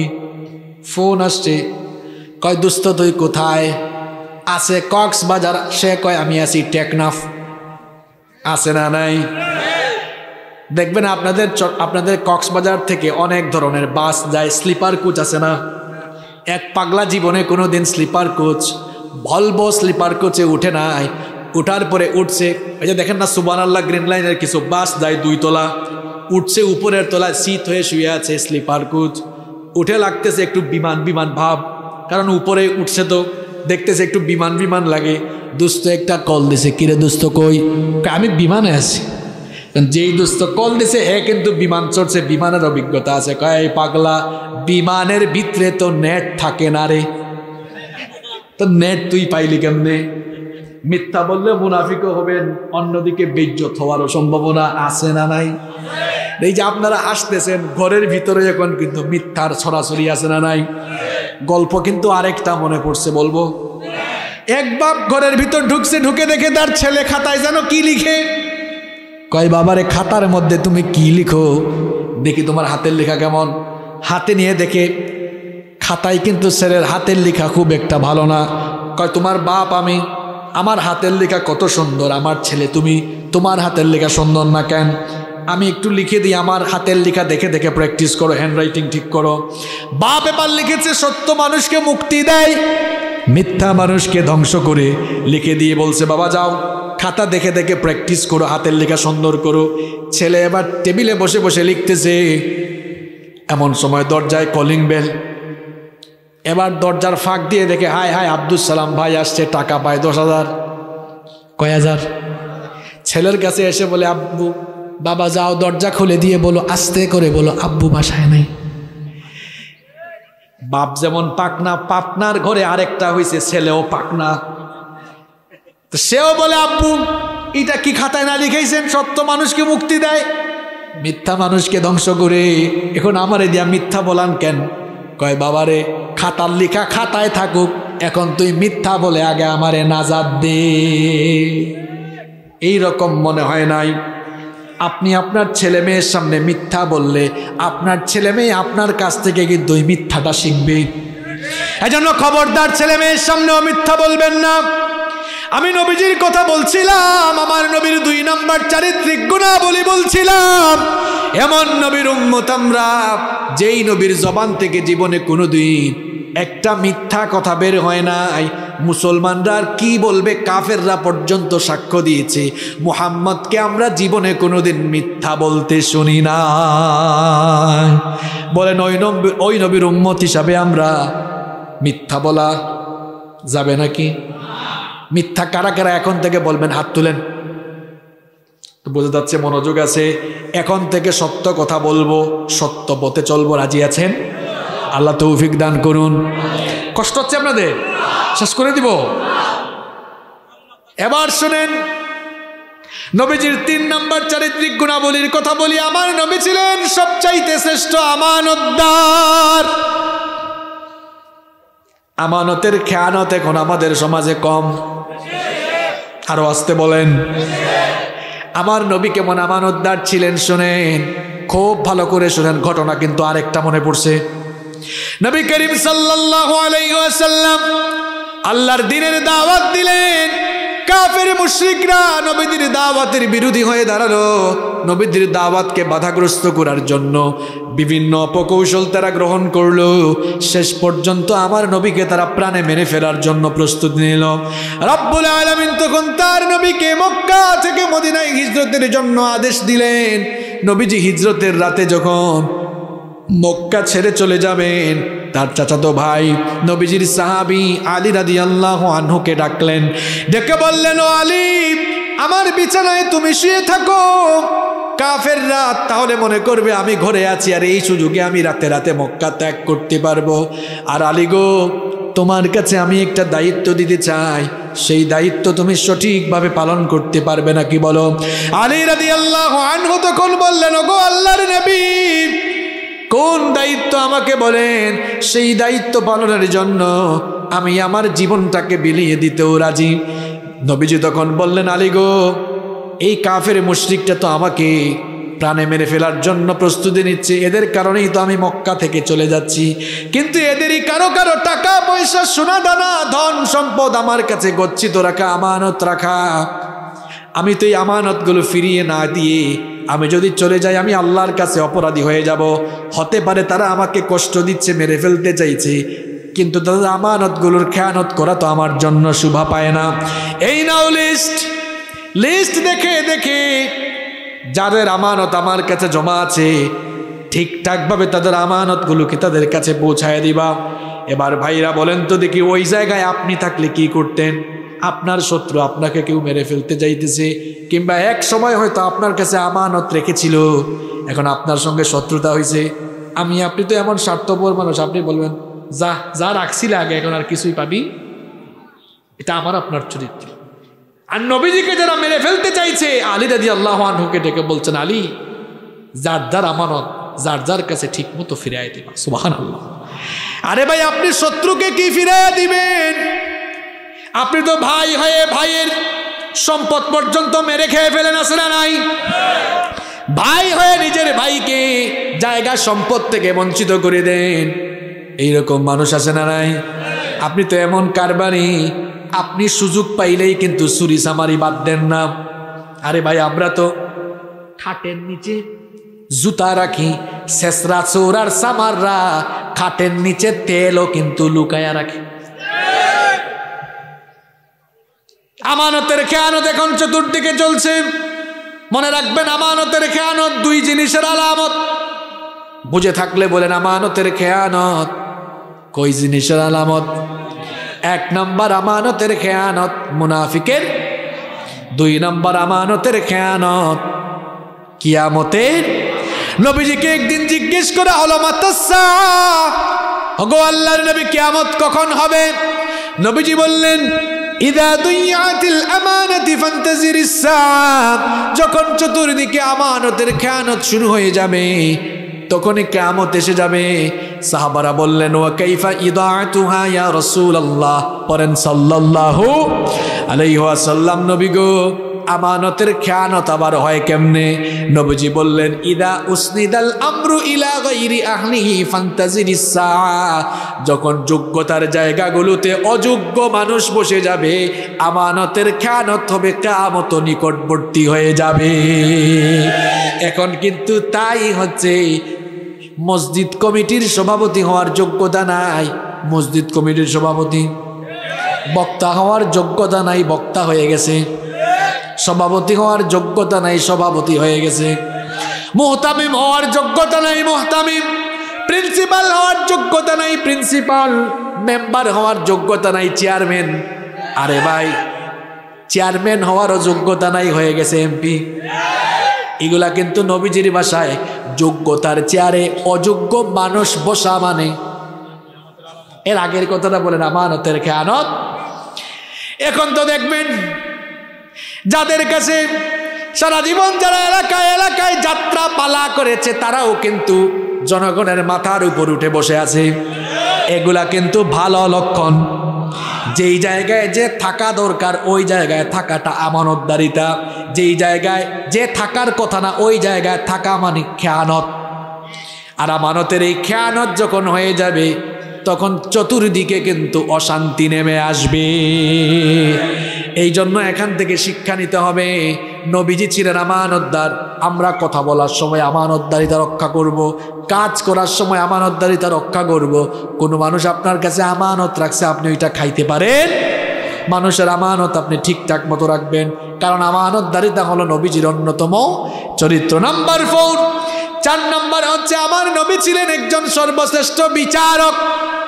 শুনতেছেন আপনারা?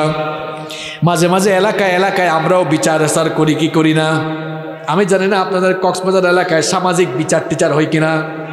আমি দেখেছি আমাদের সিলেটে এই সামাজিক বিচার আচারগুলোতেও কিন্তু অনেক মুরব্বীরা টাকা পয়সা ঘুষ খাইয়া রায় কিন্তু উল্টাই ফেলে। আছে না নাই? আরে বাপরে বাপ, আমি একবার বাড়িতে গিয়া শুনলাম আমার এক আত্মীয় বলে 1 প্যাকেট বেনসন সিগারেট খাওয়াইয়া বিচারের রাজ উল্টাই ফেলছে। আমি বললাম হে তো সাংঘাতিক ঘুষখোর, 1 প্যাকেট বেনসন নিয়ে রায় উল্টাই ফেলছে। বলেন গ্রামে গঞ্জে এগুলা আছে না নাই? দেখেন আমার নবী কেমন বিচারক ছিলেন। ঘটনা কিন্তু আরেকটা মনে পড়ে গেছে, বলবো। মাখজুমা গোত্রের এক সম্ভ্রান্ত নারী চুরি করে ধরা পড়ল। এখন বলেন তো নবীজির আদালতে বিচার হবে, নবীজি বিচার করবেন কি দিয়ে? বলেন কি দিয়ে? এখন ইসলামের বিধান হলো ওয়াসসারিকু ওয়াসসারিকাতু ফাকতাউ আইদিয়াহুমা। চোর যদি সে পুরুষ কিংবা নারী যেই হোক না কেন প্রমাণিত হলে হাত কেটে দাও। অনেকে আবার খুব মানবতা দেখায়া কয়, দেখছো ইসলামটা কত বর্বর, চোরকে ধরলেই নাকি হাত কেটে ফেলো। কি বর্বরতা!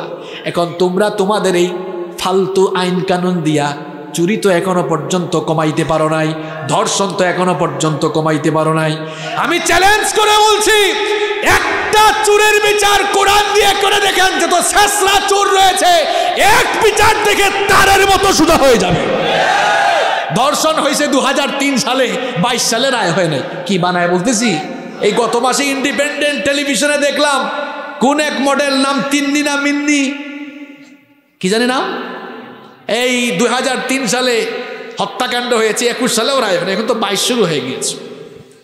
কোরআনের বিচার দিয়ে আপনি কোরআন দিয়ে ধর্ষণের বিচার করে দেখুন, অপরাধী দেখবেন অপরাধী রেহাই পাবে না। এখন ধর্ষণ করে অনেকে বুক ফুলাইয়া হাঁটে, আছে না নাই? এজন্য আমি বলি, একটা ধর্ষণের বিচার কোরআন দিয়ে করে দেখেন, যত লুচ্চা আর বদমাশ আছে এক বিচার দেখে জনাবের মতো সাইজ হয়ে যাবে।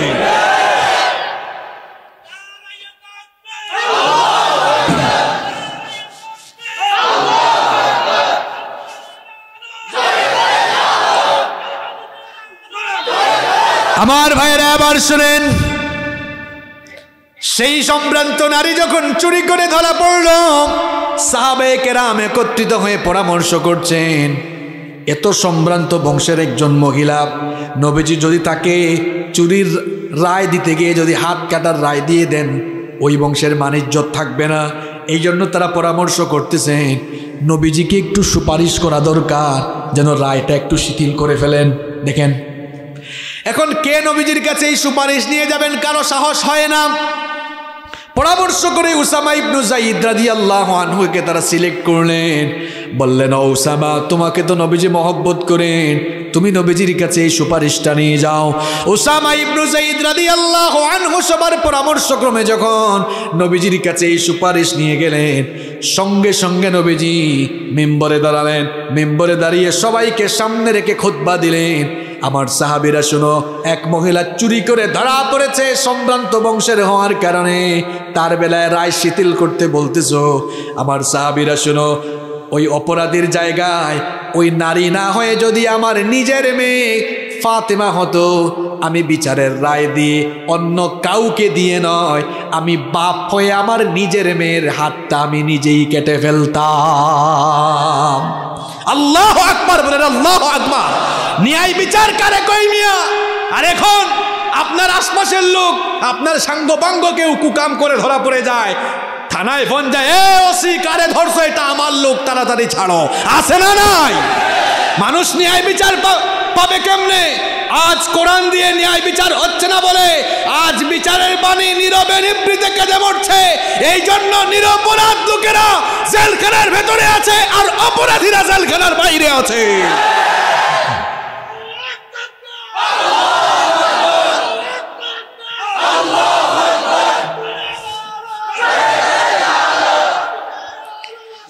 সম্মানিত ভাইয়েরা, সম্মানিত ভাইয়েরা, এই ভাই থামেন। সম্মানিত ভাইয়েরা, হৃদয়টা ক্ষতবিক্ষত হয়ে যায় আমরা যখন টিভির স্ক্রিনে দেখি দাগী আসামিদেরকে, খুনি লম্পটদেরকে হাতে করা কিংবা হাত করা ছাড়া আদালতে হাজির করা হয়, আর বড় বড় মুফতি মুহাদ্দিসদেরকে হাতে পায়ে রশি বেঁধে যখন আদালতে হাজির করা হয়, আমাদের হৃদয়টা ফেটে যায়।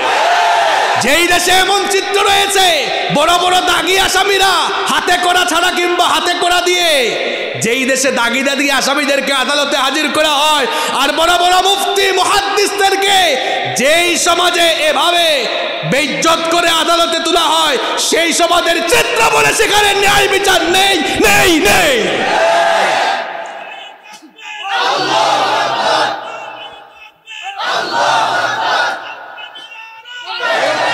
সম্মানিত ভাইয়েরা, ন্যায় বিচার এখান থেকে শিখুন, ন্যায় বিচার এখান থেকে শিখুন। আপনি যদি ন্যায় বিচার করেন তাহলে মনে রাখবেন, সামাজিক বিচার হোক, আদালতের বিচার হোক, পারিবারিক বিচার হোক, যে কোনো বিচারে ফয়সালার ক্ষেত্রে, মীমাংসার ক্ষেত্রে যদি আপনি ন্যায় নীতি অবলম্বন করেন, বুখারী, মুসলিম, তিরমিজি বিখ্যাত হাদিসের 3টি গ্রন্থেই হাদিস বর্ণিত হয়েছে। নবীজি বলেছেন, কিয়ামতের দিন সাবআতুন ইউযিল্লুহুমুল্লাহু ফি যিল্লিহি ইয়াওমা লা যিল্লা ইল্লা যিল্লু। কিয়ামতের কঠিন দিনে যখন আল্লাহর আরশের ছায়া ছাড়া আর কোনো ছায়া থাকবে না, 7 শ্রেণীর মানুষকে রব্বুল আলামিন আরশের ছায়ার নিচে জায়গা দিবেন। এর মধ্যে 1 শ্রেণীর মানুষ হলো তারা ন্যায় নীতির ভিত্তিতে মানুষের মাঝে বিচার করে যারা। এখন দেখেন, আপনি যদি বিচারের ক্ষেত্রে ন্যায় বিচার করতে পারেন, আরশের ছায়ার নিচে আপনাকে জায়গা দিবেন কে? আর যদি বিচার ফয়সালার সময় মানুষের উপরে অবিচার করেন, আপনাকে আমি আর কোন ভাষায় বলবো, আপনার পূর্বের কেউ কিন্তু দুনিয়াতে নাই, আপনিও থাকবেন না, এটা কনফার্ম। মরার পরে জালেম হয়ে আল্লাহর সামনে দাঁড়ানো লাগবে। ওই মৃত্যুকে ভয় করুন, কবরকে ভয় করুন। খুব ভিআইপি আর ভিআইপি ভাব নিয়ে চলাফেরা করেন। বিমানে উঠলে দেখা যায় বিজনেস ক্লাসের সিট আছে, ইকোনমি ক্লাসের সিট আছে। বাসের মধ্যেও দেখবেন আপনি দেখবেন economy class, business class, sleeper coach, ট্রেনে চলেন, লঞ্চে চলেন, সব জায়গায় ক্লাস আছে। কিন্তু ভাইরে ভাই, আপনি মারা যাওয়ার পরে যেখানে যাবেন কবর, ওই কবরের মধ্যে কিন্তু আলাদা কোনো ক্লাস নাই। কথা বলেন, আছে?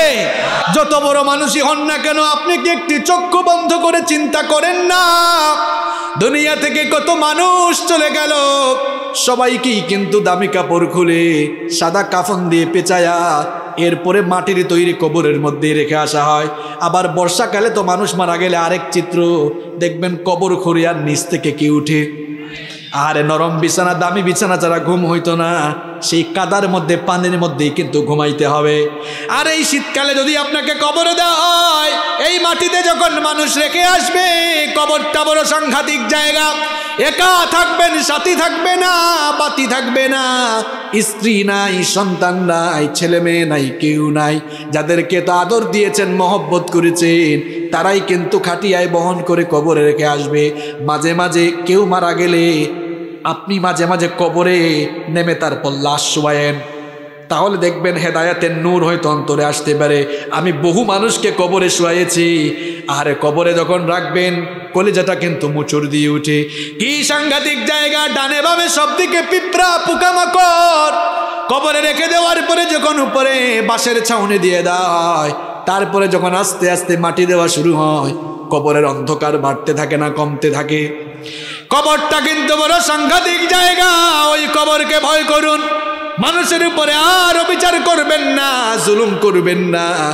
যদি আপনি জুলুম করেন, নবীজি বলেছেন ইত্তাকুজ জুলম, জুলুম থেকে বিরত হও, ফা ইন্নাজ জুলমা যুলুমাতুন ইয়াউমাল কিয়ামাহ, জুলুমের পরিণাম কিন্তু ভয়াবহ অন্ধকার হবে বলেছেন মুহাম্মদ সাল্লাল্লাহু আলাইহি ওয়াসাল্লাম। কবরটা এমনি অন্ধকার, কবরে কিন্তু বাতি নাই, সাথী নাই। এই যে এখন রাতের বেলা যদি সবগুলো লাইট অপারেটর বন্ধ করে দেয়, এই জায়গাটাও কিন্তু অন্ধকার হয়ে যাবে। এই জায়গা কি আর অন্ধকার, কবর হলো তার চাইতে আরো বেশি অন্ধকার। ওই কবরে কোনো বাতি থাকবে না, সাথীও থাকবে না। আপনি যদি মানুষের উপর জুলুম করে যান, কবরটা কিন্তু আরো অন্ধকার হয়ে যাবে, কবরটা জাহান্নামের গর্তে পরিণত হয়ে যাবে। মানুষের মধ্যে ন্যায় বিচার করে যান, দেখবেন আপনার এই ন্যায় বিচার, নেক আমল কবরে আলো হয়ে যাবে। কবরটাকে আপনার জন্য জান্নাতের বাগান বানিয়ে দিবেন কে? আসতে বলবেন না, আরেকটু জোরে বলেন কে? এই জন্য আমরা মানুষের উপরে কখনো অবিচার করব, ন্যায়ের পথে চলবো, হক কথা বলবো। হক কথা এখন আমরা অনেক হুজুররাই বলতে পারি না। এক হুজুর চাকরি পাইছে নতুন মসজিদে, ঘটনা কি বলবো। এখন হুজুর খুব সুন্দর নোট করেছে, সুদের বিরুদ্ধে ওয়াজ করবে। সুদের বিরুদ্ধে ওয়াজ শুরু করছে, কিছুক্ষণ পর সভাপতি কাশি দিছে। হুজুর বুঝছে ওয়াজ কিন্তু কমন পড়ে গেছে, এখানে আর সুদের ওয়াজ হবে, শুরু করছে আবার সুদের ওয়াজ বদলাইয়া ঘুষের ওয়াজ। এবার সেক্রেটারি কাশি মারছে। হুজুর বুঝছে এই ওয়াজটাও কিন্তু কমন পড়ছে, এবার ঘুষের ওয়াজ বাদ দিয়া কয় আজকে চাঁদাবাজির ওয়াজ করবো, শুরু করছে চাঁদাবাজির ওয়াজ। কিছুক্ষণ পর কেশিয়ার বলে এখানেও দেখি উহু শুরু হয়েছে, এরকম কাশি শুরু হয়েছে। হুজুর বলে ওয়া আখির দাওয়ানা আলহামদুলিল্লাহি রাব্বিল। এরকম অনেকে মসজিদ কমিটির লোকের ভয়ে হক কথা বলেন, আছে। আরে ভাই, আপনি যদি কারো ভয়ে হক কথা বলতে না পারেন, ইমামতির মতো ওই সম্মানের জায়গা ছেড়ে দিয়ে আপনি মাটি খেটে ভাত খান, এটা আপনার জন্য সম্মানের হবে। আর রাসূলুল্লাহর মিম্বরে বসেছেন, এখানে আপনি কাউকে পরোয়া করে নয়, হক কথা আপনাকে বলতেই হবে, হকের পক্ষে আপনাকে থাকতে হবে, ন্যায়ের পথে চলবেন, ন্যায় কথা বলবেন। এটাই হচ্ছে নবীজির চরিত্র। কষ্ট হচ্ছে আপনাদের? নাম্বার 5, আমার নবীর 5 নাম্বার চারিত্রিক গুণাবলী বলছি। আমার নবী ছিলেন একজন বিনয়ী মানুষ। তিনি কষ্ট পেয়েছেন কিন্তু জীবনে কাউকে কষ্ট দেন, দুঃখ পেয়েছেন কিন্তু কাউকে কখনো দুঃখ দেন। মানুষের সঙ্গে সুন্দর ভাষায় কথা বলতেন, সুন্দর আচরণ করতেন। এখন আমরা দেখা যায় কর্কশ ভাষায় মানুষের সঙ্গে কথা বলি, আঘাত দিয়ে কথা বলি, প্রতিবেশীর হক আমরা নষ্ট করি। নবীজি প্রতিবেশীর কাছ থেকে কষ্ট পেয়েছেন কিন্তু প্রতিবেশীকে কষ্ট দেন। আমরা এখন প্রতিবেশীর কথা বাদ দিলাম, আমরা সন্তান হয়ে নিজের মা বাবার উপরে অনেক সময় জুলুম করে বসি। অথচ আমার নবীর চরিত্রটা কেমন ছিল শুনেন। নবীজি তো জন্মের আগেই বাবা হারিয়েছেন, 6 বছর বয়সে মাকেও হারিয়ে ফেলেছেন। নবীজির দুধমা হালিমাতুস সাদিয়ার প্রতি নবীজির কত সম্মান ছিল শুনেন। নবীজি একবার সাহাবীদের সঙ্গে এক জায়গায় মাংস বন্টন করছেন, ঠিক সেই সময় একজন বৃদ্ধা মহিলা নবীজির দিকে আসতেছেন দেখে নবীজি ওই মহিলাকে রিসিভ করার জন্য এগিয়ে গেলেন। ওই মহিলা বসার জন্য এবার নবীজি তার শাল, তার চাদর মোবারক খুলে বিছিয়ে দিলেন। এই কাণ্ড দেখে সাহাবারা অবাক হয়ে গেলেন। এ কোন ব্যক্তি আসলো যার জন্য নবীজি নিজে তার চাদর মোবারক বিছায়া দিলেন। নবীজি কথোপকথন শেষ করে আসার পর সাহাবীরা জানতে চাইলেন, ওগো আল্লাহর নবী, বুঝলাম না কার সম্মানে নবীজি এগিয়ে গেলেন, আবার কার সম্মানে নবীজি তার চাদর মোবারক বসার জন্য বিছিয়ে দিলেন। নবীজি বললেন, সাহাবীরা, যার জন্য এগিয়ে গেলাম আর যার জন্য চাদর বিছিয়ে দিলাম সে দুনিয়ার সাধারণ কোনো মানুষ নয়। আমি তো দুনিয়াতে আসার পরে আমার মায়ের কোলে কাকে চড়ে বড় হওয়ার কিসমত বেশি দিন হয় নাই। যেই মহিলার কোলে কাকে চড়ে আর যেই মহিলার দুধ পান করে আমি বেড়ে উঠেছি, ইনি হচ্ছেন আমার দুধমা হালিমাতুস সাদিয়া। সুবহানাল্লাহ। তো নবীজি তার দুধ মায়ের সাথে এমন সম্মানজনক আচরণ করেছেন, আর আপনি আপনার আপন মায়ের খোঁজ খবর নেন না। ছোট্টবেলার সেই কাহিনী ভুলে গিয়েছেন আপনি। আপনার যখন সামান্য একটু জ্বর হতো, আপনার মা আপনার বাবাকে জানাতো, আপনার ছেলের জ্বর হয়েছে, তাড়াতাড়ি হসপিটালে নিয়ে যান। আরে আপনার বাবা টাকা পয়সা না থাকলেও মানুষের কাছ থেকে ধার করে এনে আপনার চিকিৎসা কিন্তু ঠিক মতো করিয়েছে। আপনি এই অবস্থা ভুলে গিয়েছেন। আজ আপনার বাবা বুড়া মানুষ, অসুস্থ অবস্থায় বিছানায় পড়ে আছে, আপনি ঠিক মতো চিকিৎসা করান না। আপনার মা বুড়ি মানুষ, অসুস্থ, চিকিৎসা করান না। ছোটবেলার সব কথা আপনি ভুলে গিয়েছেন, এমন মুখ খারাপ হয়েছেন।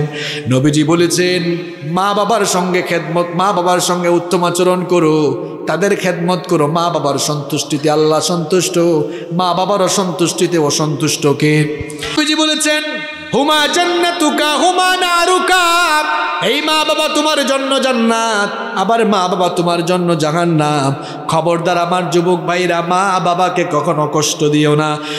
রাগ করে গলা মোটা করে চিরকি দিয়ে কথা বলো না, বরং আল্লাহ বলছেন ওয়াকুল লাহুমা কওলান কারীমা, তোমার মা বাবার সাথে সম্মানজনক ভাষায়, ভদ্র ভাষায়, বিনয়ের সঙ্গে কথা বলো। আদেশটা কার? মা বাবার সঙ্গে ভাষা নরম করে, কণ্ঠ নরম করে কথা বলবেন, চোখ মোটা করে কথা বলবেন না, মাথা নিচু করে সুন্দর করে কথা বলবেন, ভদ্র ভাষায় কথা বলবেন। মা বাবার খেদমত করেন, রাতের বেলা বাবার মাথাটা টিপে দেন, বাবার মাথা টিপে টিপে তাকে ঘুম পাড়ান। এই বাবা এই মা কিন্তু ছোটবেলায় আপনার মাথায় হাত বোলায় বোলায় ঘুম পাড়িয়েছে। এখন বাবা বৃদ্ধ মানুষ, বুড়া মানুষ, হাত পাটা একটু টিপে দেন, মাথা টিপে দেন, ঘুম পাড়ান। মা বাবার কাপড় চোপড়গুলো মাঝে মাঝে ধুয়ে দেন, মাঝে মাঝে কেন পারলে রেগুলার ধুয়ে দেন। ছোটবেলা আপনার বাবা আর মায়ের কোলে আপনি কত প্রস্রাব পায়খানা করেছেন, কোনোদিন রাগ করছেন? তাই এখন আপনি মা বাবা বুড়া হয়ে গিয়েছেন, তাদের কাপড় ধুয়ে দেন। এই যে এখন বাজার থেকে আসতেছেন, শীতের দিনে বাজারে কমলা আছে, কমলা কিনে আনেন, কমলা কিনে এনে ছিলে ছিলে মা বাবার পাশে বসে আদর করে করে খাওয়ায় দেন। দেখবেন মা বাবা খুশি হয়ে যদি একটা মুচকি হাসি দেয়, রে ভাই, আল্লাহর আরশ আপনার উপর খুশি হয়ে যাবে। মা বাবার খেদমত করুন, মা বাবার খেদমত করুন। ঘরের ভেতরে জান্নাত রেখে অন্য জায়গায় জান্নাত তালাশে যাওয়া লাগবে না। নবীজি বলেছেন তোমার মায়ের পায়ের তলায় আমি তোমার জন্য জান্নাত রেখেছি। সুবহানাল্লাহ। মা বাবা হলো, যুবক ভাইরা শোনো, মা বাবা হলো তোমার জন্য সবচেয়ে বড় পীর। এর চাইতে বড় পীর তোমার জন্য আর নাই। তুমি যে পিসাবের কাছে মুরিদ হইছ, ওই পিসাবের দোয়া তোমার জন্য কবুল হইতেও পারে, নাও হইতে পারে, 50-50। কিন্তু তিনজন দোয়া করলে আল্লাহ ফিরাইয়া দেন না। এক নাম্বার হচ্ছে মুসাফির, মুসাফিরের দোয়া ফিরাইয়া দেন না কে? দুই নাম্বার হচ্ছে মজলুম, মজলুমের দোয়াও ফিরাইয়া দেন না কে? 3 নাম্বার মা বাপরে খুশি করেন।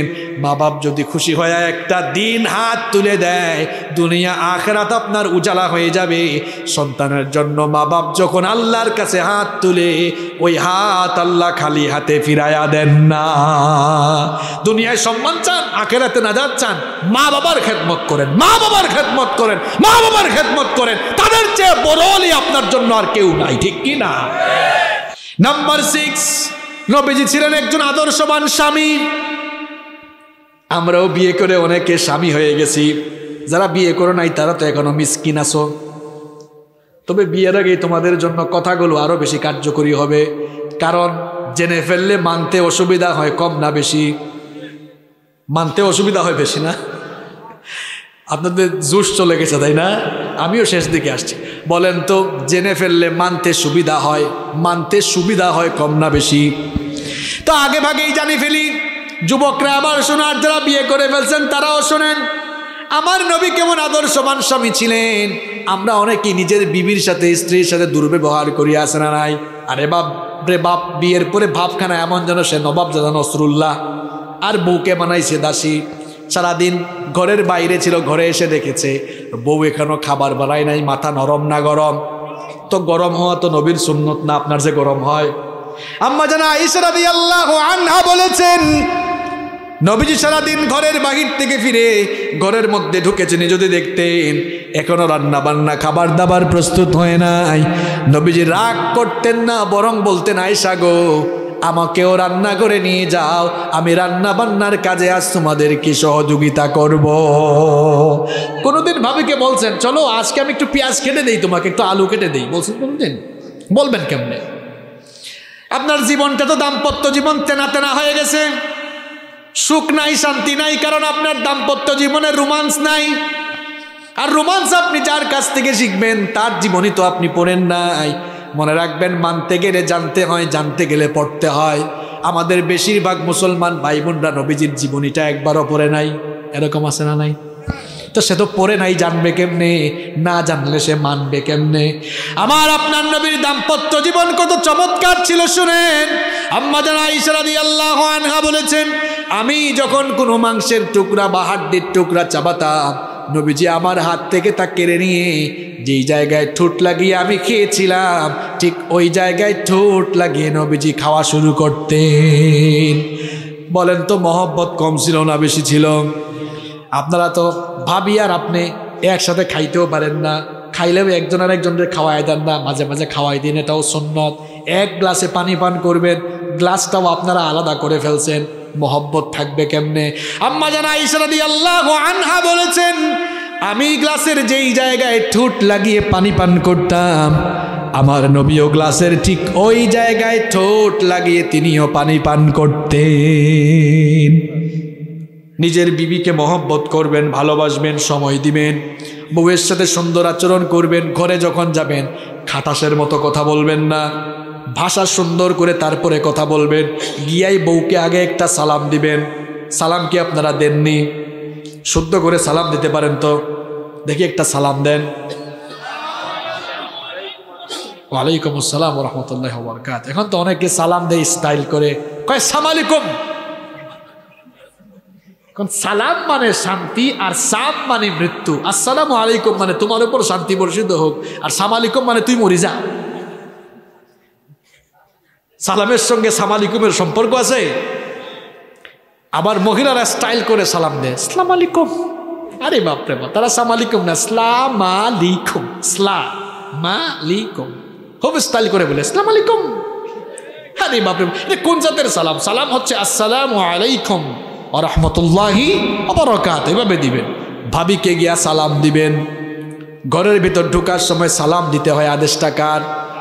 ফাইদা দাখালতুম বুয়ুতান ফাসাল্লিমু আলা আনফুস, আছে না নাই? ঘরে ঢোকার সময় সালাম দিতে হয়। আপনারা সালাম দেন? কয় আমি কেন সালাম দিব? আমি জামাইয়ে না, জামাইকে সালাম দেয় নাকি? তো আপনি জামাই হয়েছেন বলে কি হয়েছে? সালাম দিবেন। এক ভাই কয় হুজুর সালাম দিয়ে একদিন বিপদেও পড়ছে। কি বিপদ?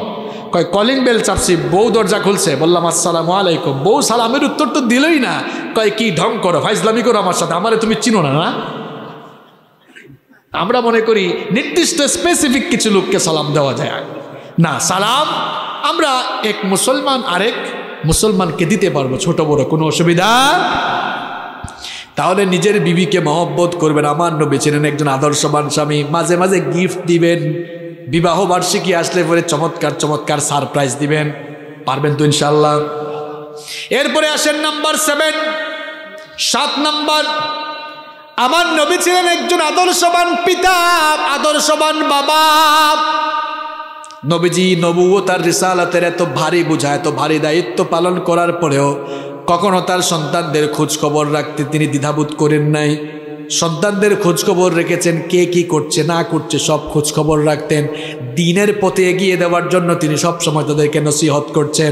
আপনার সন্তান, আপনার ছেলে, আপনার মেয়ে দ্বীন থেকে বের হয়ে গিয়েছে আপনার কারণে। বড় দুঃখ আর আফসোস লাগে, অনেক জায়গায় মাহফিলে যায়, অনেকে কয় হুজুর মা বাবার খেদমতের ওয়াজ একটু করেন। এক বেকুব গাছ না লাগিয়ে ফলের আশা করে বসে আছে। গাছ না লাগিয়ে ফলের আশা করা যেমন বোকামি, সন্তানের সব হক যথাযথভাবে আদায় না করে ওই সন্তানের কাছ থেকে খেদমতের আশা করাও কিন্তু বোকামি। তার হক আপনি আদায় করেন, কিছুই শেখান নাই তাকে। এক ছেলে একদিন আসছে, তার বাপ মারা গেছে, এসে কই হুজুর আমার আব্বু মারা গিয়েছে, জানাজার নামাজটা কেমনে পড়ে হুজুর একটু বলে দেন না।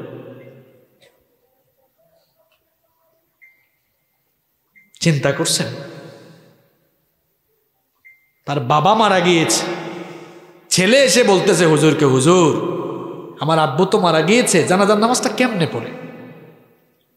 কি সন্তান আপনি রেখে গেলেন, এটা কেমন বাবা আপনি, কেমন জালেম পিতা আপনি।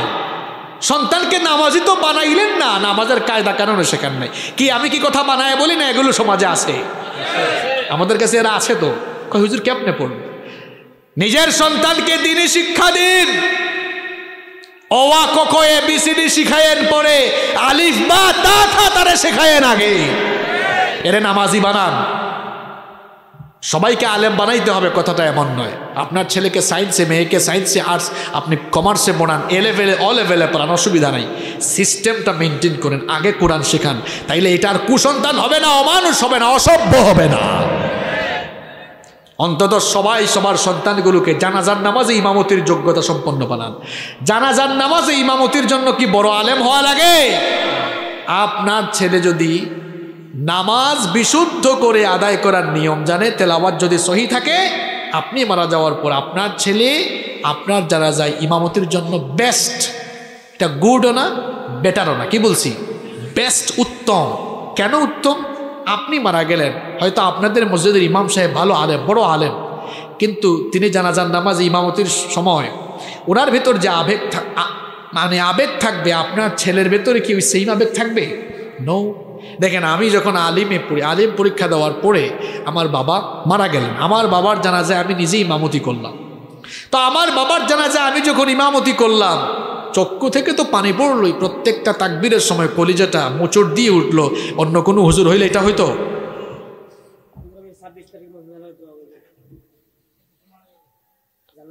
ঠিক আছে, মাশাআল্লাহ, বসেন। এখন বলেন তো, আপনার ছেলে আপনার জানাজায় ইমামতি করলে, আপনার জানাজায় ইমামতি করলে যে ফিলিংস, আবেগ কাজ করবে, অন্য হুজুর থাকলে করবে? আমার বাবারা, প্লিজ নিজের সন্তানগুলোকে নামাজি বানিয়ে যান। আপনারা সন্তানের কাছ থেকে খেদমতের আশা আপনারা ঠিকই করেন, কিন্তু তার হক তো আপনি আদায় করেন না। তার হক আদায় করেন, তাকে দিন শেখান, দিন শেখান, দিন শিখান, দিনই শিক্ষায় শিক্ষিত করুন, নামাজি বানান। আপনার সন্তানের জন্য আমরা ওয়াজ করা লাগবে না, সে এমনি আপনার খেদমত করবে। তার হক আপনি আদায় করবেন না, আপনার সাথে অসভ্য আচরণ করবে। এমনকি আপনাকে ঘর থেকে বের করে ওল্ড হোম, বৃদ্ধাশ্রমে পর্যন্ত রেখে আসারও সম্ভাবনা আছে। এজন্য একজন আদর্শবান পিতা হন। নিজের ছেলে মেয়ে কি করে, কোথায় যায়, কি পড়ে, সব দিকে খেয়াল রাখুন। দ্বীনি শিক্ষায় শিক্ষিত করুন, তাদেরকে নামাজি বানান। আল্লাহ যেন তৌফিক দেন, বলেন আমিন। 8 নম্বর, আমার নবী ছিলেন একজন আদর্শবান দাদা, আদর্শবান নানা। আপনারা অনেকে এখানে দাদা হয়ে গেছেন, নানা হয়ে গিয়েছেন। দেখেন, আমার নবী তার 2 নাতি কলিজার টুকরা হাসান এবং হোসাইনকে এত মহব্বত করতেন। একজনকে ডান কাঁধে আরেকজনকে বাম কাঁধে নিয়ে নবীজি একবার ঘর থেকে বের হলেন, একবার হাসানকে চুমু দেন, আরেকবার হোসেনকে চুমু দেন। এক সাহাবী দেখে বললেন, নবী গো, এই 2 নাতিকে আপনি কি খুব বেশি মহব্বত করেন নাকি? নবীজি বললেন, মান আহাব্বাহুমা ফামান আহাব্বানি ওমান আবগাদাহুমা ফাকাদ আবগাদানি। যে আমার এই 2 নাতিকে ভালোবাসলো, সে যেন আমি নবীকে ভালোবাসলো। যে আমার এই 2 নাতিকে আঘাত করলো, সে যেন আমি নবীর কলিজায় আঘাত দিল। নবীজি তার 2 নাতিদেরকে নিয়ে মসজিদে আসতেন। আপনারাও যারা নানা হয়েছেন, দাদা হয়েছেন, নাতিদেরকে নিয়ে মসজিদে আইসেন। বাপ যারা হয়েছেন, আপনারাও 7 বছরের উপরে ছেলেরা চলে গেলে মসজিদে নিয়ে আইসেন। দেখেন, আমার নবী, আপনারা তো অনেক সময় বাচ্চাদেরকে মসজিদে দেখলে আপনারা রাগ করেন। একবার এক চাচা দেখলাম ধমকাইতেছে। আমি মসজিদে ঢুকছি, শুনলাম চাচা বলতেছে, হাট হাট হাট হাট। আমি ভাবলাম মসজিদে কুকুর ঢুকলো নাকি, দেখি না কুকুর না, এক চাচা বাচ্চাদেরকে ধমকাইতেছে। বললাম, চাচা বাচ্চাগুলাকে ধমকান কেন? কয়, দেখেন না মসজিদে ঢুকে এরা শয়তানে দুষ্টুমি করে, হাসি ঠাট্টা করে। বললাম, করুক, অসুবিধা কোথায়? হাসি ঠাট্টা করতে করতে এরা নামাজ শিখবে। আপনি তাকে বের করে দিলে তো সে আর নামাজে আসবে? নবীজি কোনোদিন বাচ্চাদেরকে মসজিদ থেকে বের করে দিতেন না। 2 নাতি হাসান আর হোসাইন, এদেরকে নিয়ে নবীজি জুমার দিনে মসজিদে আসলেন। জুমার দিনে নবীজি মিম্বরে দাঁড়িয়ে খুতবা দিচ্ছেন। 2 জন মুসল্লিদের সামনে দিয়ে হাঁটাহাঁটি করে, দৌড়াদৌড়ি করে, চিল্লাচিল্লি করে। নবীজি রাগ করলেন না, খুতবা বন্ধ করে 2 জনকে হাতে ধরলেন। আবার মিম্বরে এসে 2 জনকে ধরে জুমার খুতবা চালিয়ে গেলেন। ধমকাইছেন নাকি? আবার আরেকদিন নবীজি ইমামতি করছেন, সাজদায় গেলেন। নবীজির নাতি হুসাইন নবীজির পিঠের উপর উঠলেন, আর নবীজির মাথার চুল ধরে ধরে টানলেন, আর বললেন, আমি এখন ঘোড়ার উপর উঠছি। কিসের উপর? নবীজি মনে মনে চিন্তা করলেন, এক্ষুনি যদি মাথা সাজদা থেকে উঠায় ফেলি আমার নাতি আমার পিঠের উপর থেকে পড়ে যাবে, হয়তো সে একটু কষ্ট পাবে। এজন্য নবীজি ভাবলেন আমার নাতির কষ্ট না হোক, আমার নাতি আরো আরাম করে খেলুক, এই জন্য নবীজি সাজদা আরো লম্বা করে দিলেন।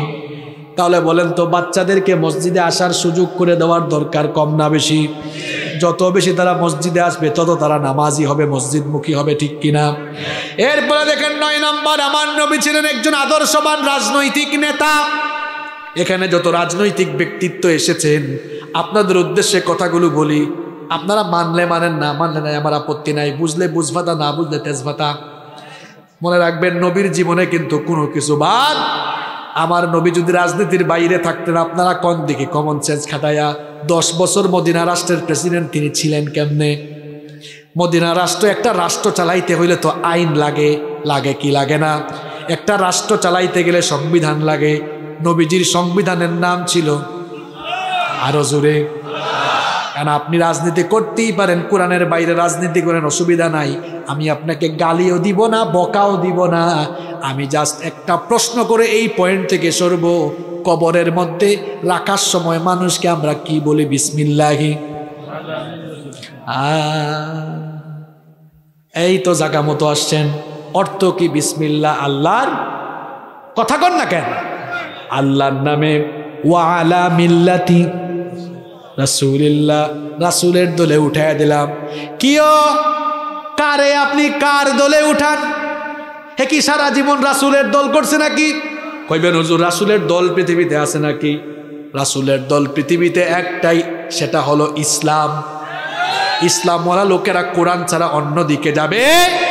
আপনি যদি জীবন যৌবন কোরআনের বিরুদ্ধে কাটান, নবীজি বলবেন যেই লোকটার জীবন যৌবন আমার কোনো কাজে লাগলো না, কোরআনের কাজে লাগলো না, তার মরা লাশ নিয়ে এখন আর আমি কি করতাম? এই জন্য মরার পরে যদি রাসূলুল্লাহর দলে যেতে চান, নবীজির সুপারিশ চান, যতদিন বাঁচবেন ততদিন কোরআনের দলে থাকা লাগবে। এই জন্য বলছি, বুঝলে বুঝভাতা, না বুঝলে তেজভাতা। থাকলে থাকেন, না থাকলে থাকলে লাভ আপনার, না থাকলে লস। ইসলাম আপনার কাছে দায়বদ্ধ না, কোরআন আপনার কাছে দায়বদ্ধ না। কি মায়ার ভাষায়, মহব্বতের ভাষায়, আদরের ভাষায় আপনারে বুঝাই, তারপরেও না বুঝলে আমি কি করতাম? ইসলাম আর কোরআন আপনার কাছে দায়বদ্ধ না। আপনি ইসলাম না মানলে, কোরআন না মানলে ইসলামের কিছু আসে যায় না, কোরআনের কিছু আসে যায় না, আল্লাহরও কিছু আসে যায়। মানলে আপনার লাভ, না মানলে আপনার। এজন্য বলেছি ইসলাম আর কোরআন আপনার কাছে দায়বদ্ধ নয়, বরং আপনি নিজেই ইসলাম আর কোরআনের কাছে দায়বদ্ধ। আর কেমনে বুঝাইতাম আপনারে? বুঝলে ভালো, আল্লাহ যেন আমাদেরকে হেদায়াত দেয়। খুব কষ্ট হচ্ছে আপনাদের, আমিও শেষ পয়েন্টে চলে আসছি। নবীজির 10 নম্বর চারিত্রিক গুণাবলী বলছি। আমার নবী ছিলেন একজন আদর্শবান রাষ্ট্রনেতা। খুব ভালো করে শুনুন, কেমন নেতা তিনি ছিলেন। মানুষের নেতৃত্ব যখন দিলেন, আহারে কি চমৎকার গুণাবলী তার মধ্যে বিদ্যমান। আমার নবী মদিনা রাষ্ট্রের প্রেসিডেন্ট। তখন মদিনা রাষ্ট্রের প্রেসিডেন্ট, চিন্তা করেছেন, একটা এলাকার প্রেসিডেন্ট, একটা দেশের প্রেসিডেন্ট। ওমর রাদিয়াল্লাহু আনহু, শেষ গল্প বলতেছি শুনেন। ওমর রাদিয়াল্লাহু আনহু নবীজির খেদমতে গেলেন। নবীজি তখন দড়ি দিয়া বুনানো একটা খাটিয়ার মধ্যে, পিঠের নিচে কোনো ল্যাপ নাই, তোশক নাই, কম্বল নাই, মাথার নিচে হাত মুবারক রেখে এই দড়ির উপরে এই নবীজি শুয়ে আছেন। ওমর রাদিয়াল্লাহু আনহুকে দেখে নবীজি উঠে বসলেন। ওমর রাদিয়াল্লাহু আনহু লক্ষ্য করলেন নবীজির পিঠের মধ্যে দড়িগুলোর দাগ বসে গিয়েছে। ওমর রাদিয়াল্লাহু আনহু বললেন, নবী গো, আপনি হচ্ছেন এই দুনিয়ার সর্বশ্রেষ্ঠ মহামানব। আল্লাহর পরেই হচ্ছে আপনার স্ট্যাটাস, আল্লাহর পরেই হচ্ছে আপনার মর্যাদা। আপনি হচ্ছেন সমস্ত রাসূলদের ইমাম, আপনি হচ্ছেন মদিনা রাষ্ট্রের প্রেসিডেন্ট, কিন্তু ল্যাপ তুষকের অভাবে আপনার পিঠের মধ্যে দাগ পড়ে গেল। নবী গো, আমার সহ্য হয় না। ওমর রাদিয়াল্লাহু আনহু চিৎকার করে করে কাঁদলেন আর বললেন, নবী গো, আদেশ দেন, আপনার জন্য আমি বাইতুল মাল থেকে ল্যাপ তুষক কম্বলের ব্যবস্থা করে দিই। নবীজি বললেন, ওমর রে, আমি যাদের নেতা হয়েছি এখনো ঠিক মতো তারা অনেকেই ঠিক মতো বিছানায় ঘুমাইতে পারে না। আমি নবী হয়ে তাদের নেতা হয়ে কেমনে ঠিক মতো বিছানায় ঘুমাবো? আমি তো এই দুনিয়ায় সুখ শান্তি করার জন্য আসি নাই, আমি এসেছি দুনিয়ার পথ আর মানবতাকে পথের দিশা দেওয়ার জন্য। নবী যেমন ছিলেন তার সাথের মানুষগুলাকেও তিনি এরকম করে তৈরি করে গিয়েছিলেন। সর্বশেষ একটি ঘটনা বলবো, শোনার ধৈর্য আছে আপনাদের। ওমর রাদিয়াল্লাহু আনহু তিনি কি ছোটখাটো কোনো সমাজের শাসনকর্তা নাকি অর্ধ পৃথিবীর শাসনকর্তা? অর্ধ পৃথিবীর শাসনকর্তা। শেষ ঘটনাটা মন দিয়ে শুনেন। তিনি রাতের বেলা মোমবাতির আলো জ্বালিয়ে ঘরের মধ্যে কাজ করছেন। সেই সময় কি এমন ইলেকট্রিক্যাল লাইট ছিল নাকি? রাতের বেলা মোমবাতি জ্বালিয়ে কাজ করছেন। এমন সময় তার কিছু রিলেটিভ, তার কিছু আত্মীয় স্বজন তার সঙ্গে দেখা করতে আসলেন। দরজায় এসে নক করলেন। ওমর রাদিয়াল্লাহু আনহু থামিয়ে দিলেন, বললেন থামো। দরজা এদেরকে আটকে দিয়ে তার সামনে থাকা মোমবাতির আগুন ফু দিয়ে নিভায়া দিলেন। নতুন আরেকটি মোমবাতিতে আগুন জ্বালালেন। এরপরে বললেন এবার ভেতরে আসো। এরা ভেতরে এসে জিজ্ঞেস করলো, আমিরুল মুমিনিন আপনার সামনেই তো একটি মোমবাতিতে আগুন জ্বালানো ছিল, সেটা ফু দিয়ে বন্ধ করে দিয়ে কি কারণে নতুন আরেকটি মোমবাতিতে আগুন জ্বালালেন? ওমর রাদিয়াল্লাহু আনহুর জবাবটা শুনেন। তিনি বললেন, তোমরা আসার আগ পর্যন্ত আমি রাষ্ট্রের টাকায়, জনগণের টাকায় কেনা মোমবাতির আলো জ্বালিয়ে জনগণের জন্য, রাষ্ট্রের কল্যাণে কাজ করছিলাম। তোমরা যখন আসলে চিন্তা করলাম তোমরা আমার আত্মীয় স্বজন, হয়তো ব্যক্তিগত কথা বলার জন্য এসেছো। মনে মনে ভাবলাম রাষ্ট্রের টাকায়, জনগণের টাকায় কেনা মোমবাতির আগুন জ্বালিয়ে আমি যদি তোমাদের সঙ্গে ব্যক্তিগত কথা বলি, রাষ্ট্রের সঙ্গে বেঈমানি হবে, জনগণের আমানতের খেয়ানত হবে, আল্লাহর কাছে জবাব দেওয়া লাগবে। এই ভয়ে রাষ্ট্রের টাকায় কেনা মোমবাতির আগুন ফু দিয়ে নিভিয়ে দিয়ে নিজের টাকায় কেনা মোমবাতির আগুন জ্বালিয়ে তোমাদের সঙ্গে কথা বলছি। বলেন তো আমরা যদি রাজনীতির ক্ষেত্রে, নেতৃত্বের ক্ষেত্রে এমন আদর্শ গ্রহণ করতে পারতাম, বলেন তো আমাদের সমাজটা, আমাদের দেশটা এগিয়ে যেত না পিছিয়ে যেত? মানে এই ঘটনাগুলো ওয়াজের মাহফিলে বলার কারণে আপনার যদি খারাপ লাগে, আর যুবকদেরকে যদি মাহফিল করতে বাধা দেন, বোঝা যাবে অন্যায় অপরাধ জগৎকে নেতৃত্ব দিতে চায় যারা, কোরআনের মাহফিলে বাধা হয়ে দাঁড়ায় তারা। সাফ সাফ কথা, আপনি যেই হন না কেন, কোরআন মানলে, ইসলাম মানলে লাভটা কিন্তু আপনার, ইজ্জত বাড়বে আপনার, সম্মান বাড়বে আপনার, আবার কিয়ামতের দিন আপনাকে নাজাত দিবেন কি? দেখেন আজকে 10টা চারিত্রিক গুণাবলীর কথা বললাম, এগুলো যদি আমরা সবাই মানতে পারি, আমাদের ব্যক্তি জীবন, পরিবার জীবন, সমাজ জীবন, আমাদের দেশ আগাবে না পিছাবে? সুন্দর হবে না অসুন্দর হবে? তাহলে এই 10টা চরিত্রিক গুণাবলী আমরা আমাদের মধ্যে অর্জন করতে পারবো তো? ইনশাআল্লাহ। আল্লাহ তৌফিক দান করেন।